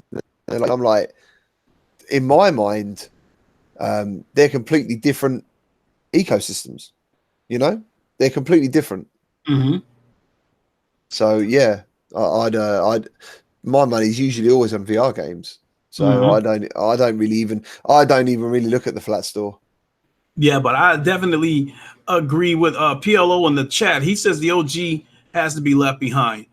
If Sony is going to bring us these bigger and better VR experiences, like AAA experiences, like for instance, it's rumored that I said this before, you know, a couple of weeks ago when I had you on here, that a developer called Firespread, which are former members of Sony Liverpool, I believe, it's a UK. It's one of those UK Sony studios. You mean Fire Sprite? Yeah, they're called Fire Spread or Fire something. Yeah. They are working on a PlayStation exclusive that is a multi-million seller an action RPG game. And the person who revealed this information, Game Cross, he's the one. That's the video that I seen it on. Right. He is speculating that they could be making Horizon Zero Dawn in VR. And Really? if that would be the case, if they're, for the next generation, if they're doing something like that and doing Horizon Zero Dawn for the next generation, I mean, what are they going to do with this? I mean, are people on the OG PS4 going to be able to play this in VR? Why do you think? Or Why? to, Where's Horizon come from? What's that? Where did the Horizon come from? Because if I was ever going to think of a PlayStation exclusive that needed bringing into VR, it'd be Killzone. That's what I thought when I first heard the Guerrilla Games had plucked some of the people from the Rainbow Six team to bring them over there to work on a new game. I originally thought that they were probably working on. I speculated that they might be working on a new Killzone game, and for the next generation. So I wanted to take a good guess that it's probably going to have a VR mode. Now, as far as this Fire Spread developer goes, what made Game Cross speculate that they might be working on Horizon Zero Dawn was that the game is a PS4 exclusive. It is a multi-million seller, and it is an action RPG. Those were the three elements that made him come to the conclusion that it could be Horizon Zero Dawn that they're working on in VR. Yeah, I guess when you get to RPG, that sort of excludes Killzone. But yeah, man. I mean, I thought Killzone would have been a no-brainer currently. I think it is. I mean, I hope it is. Another thing that I like, I think Blue Point is supposed to be remastering a dead PS4 exclusive, and people were speculating that it could be Navy SEAL SOCOM, that they could be remastering that game. And then that makes me speculate that, hey, what if they added a VR mode to that game? Yeah. I mean, SOCOM was the game on PS2 what they used to sell the network adapter with, so it brought a lot of people into VR, into online gaming on PlayStation. Yeah. So I would, and yeah, so much to speculate about, especially with Sony saying they're going to bring bigger and better experiences. Yeah, I mean, before I bought my Oculus, I was losing my mind. Like, come on, let's hurry up and get the next generation here. Hurry up and release that PlayStation this year and release that, PSVR day and date alongside the console. But I'm not going to lie, between the PSVR and the Oculus Rift, I've got enough to get by.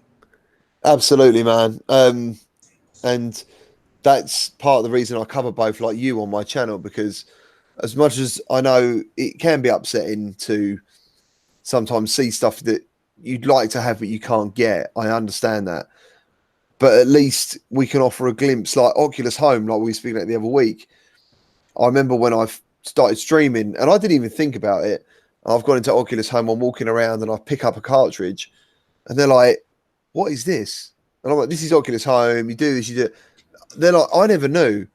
Some of the stuff they wish PlayStation would do, which I'm sure they will do, is already happening on Oculus. So it just depends how much of an enthusiast you are. Like, if you can get both. And that's where I think the Oculus Quest is going to come in, because some of the best games on PlayStation VR are also on PC VR, and they're going to be on the Quest. So, I just think that price point, the games on offer, I think the Quest is going to be a big deal, a massive deal. Do you think, before we wrap this up, do you think games like Zero Caliber, Contractors, Pavlov, what's the other one? Because I got three of them. I got Pavlov, Onward, those kind of games. Do you think those kind of games could come to the Oculus Quest? Without seeing the graphics for myself, but obviously I've seen some gameplay trailers. it just depends how much they want to see their game downgraded graphically, because there's going to be a price to pay for, because those games you've mentioned look pretty good. They're good looking games, especially Zero Caliber. I think that's a very good game. Contractors, great looking games.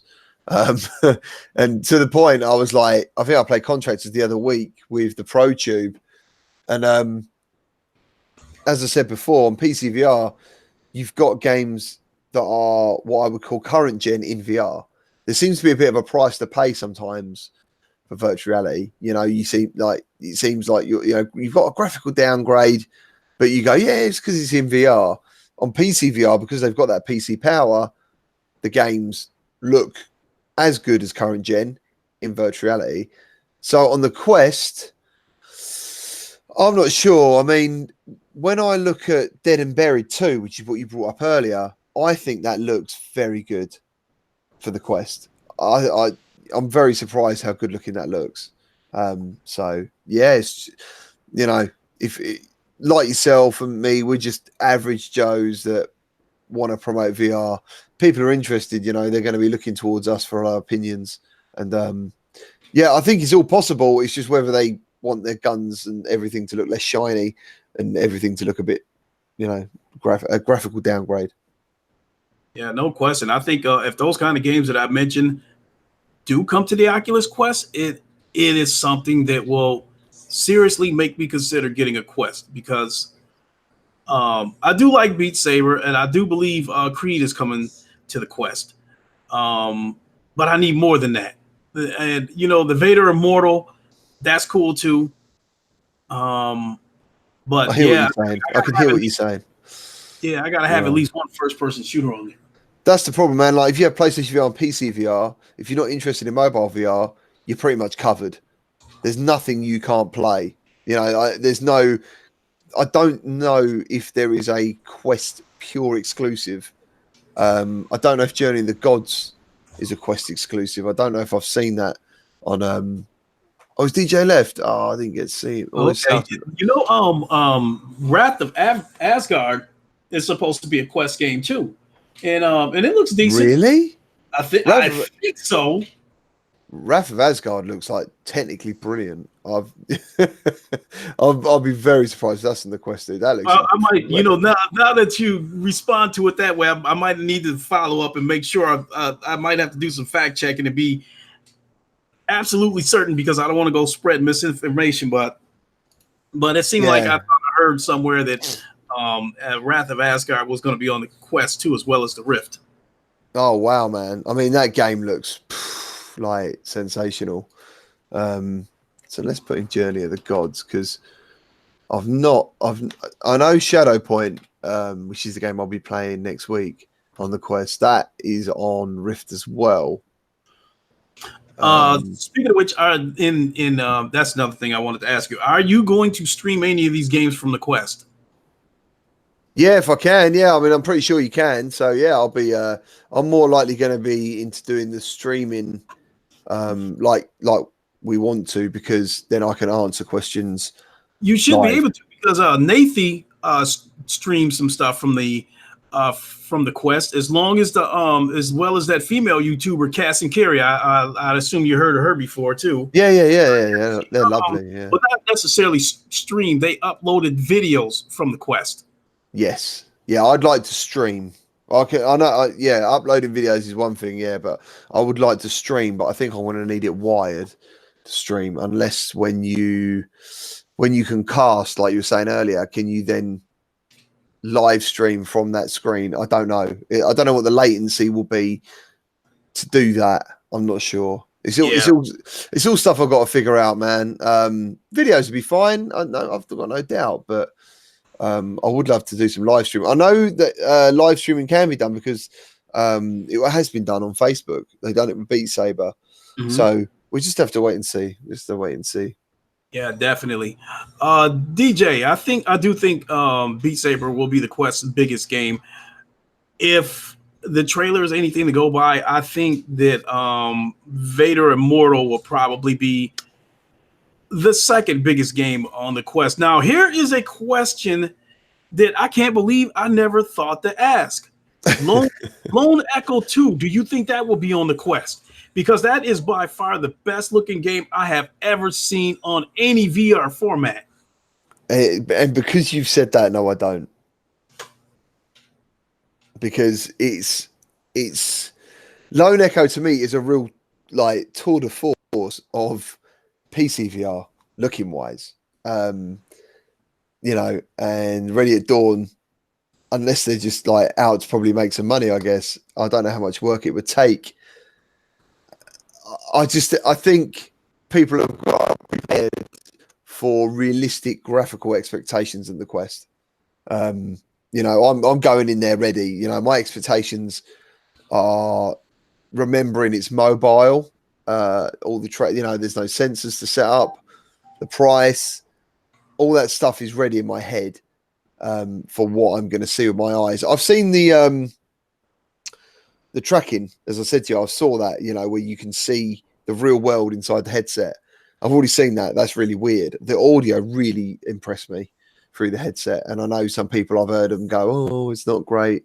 I was really quite like, "Wow, this is really good." A lot better than I expected.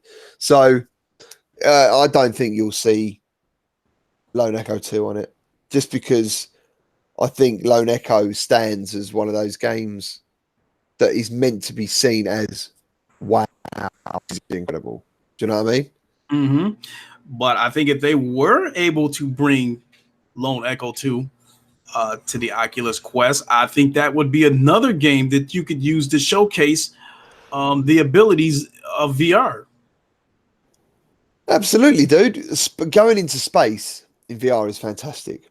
Experiencing what it's like to be in like zero G. Do you know what I mean? When you're, I think we were talking about it last time. That poor lady. I think I touched her buttocks one day. I was flying around in space. I sort of propelled myself forward, and I had nothing to stop myself but her butt. So I was like, "Oh, sorry."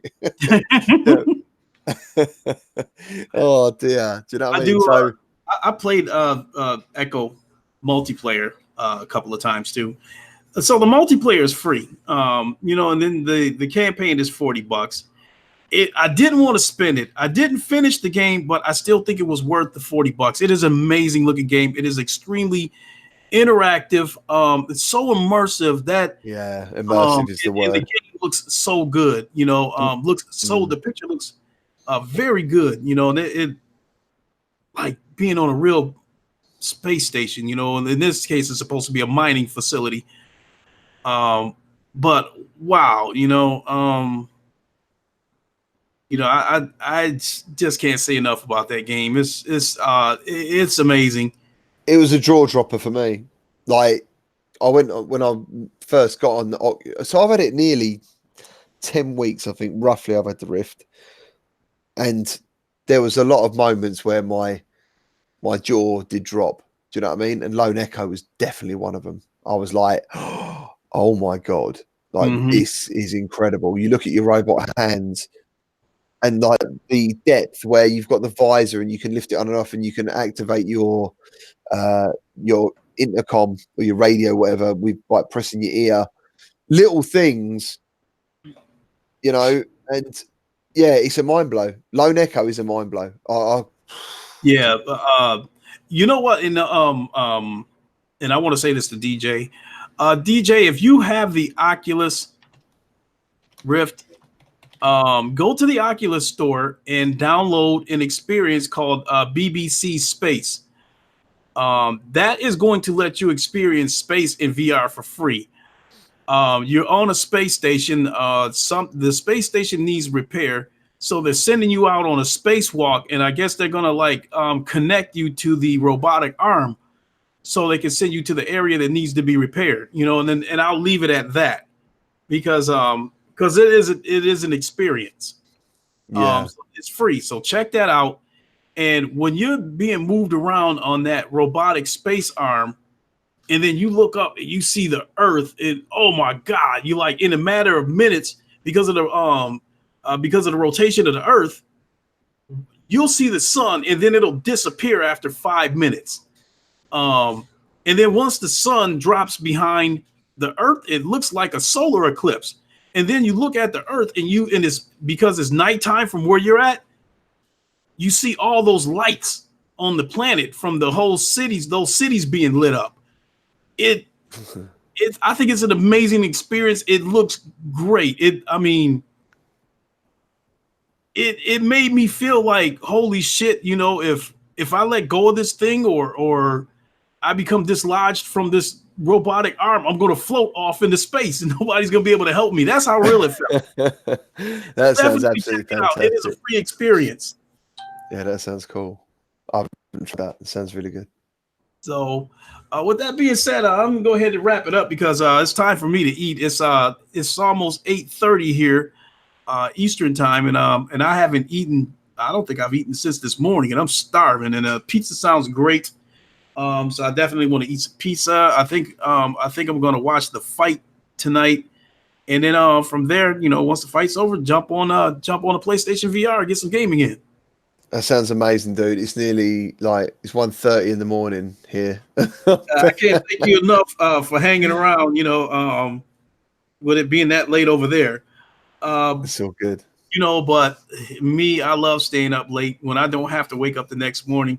I love staying up late in gaming. Sweet, dude. Sweet. It sounds good.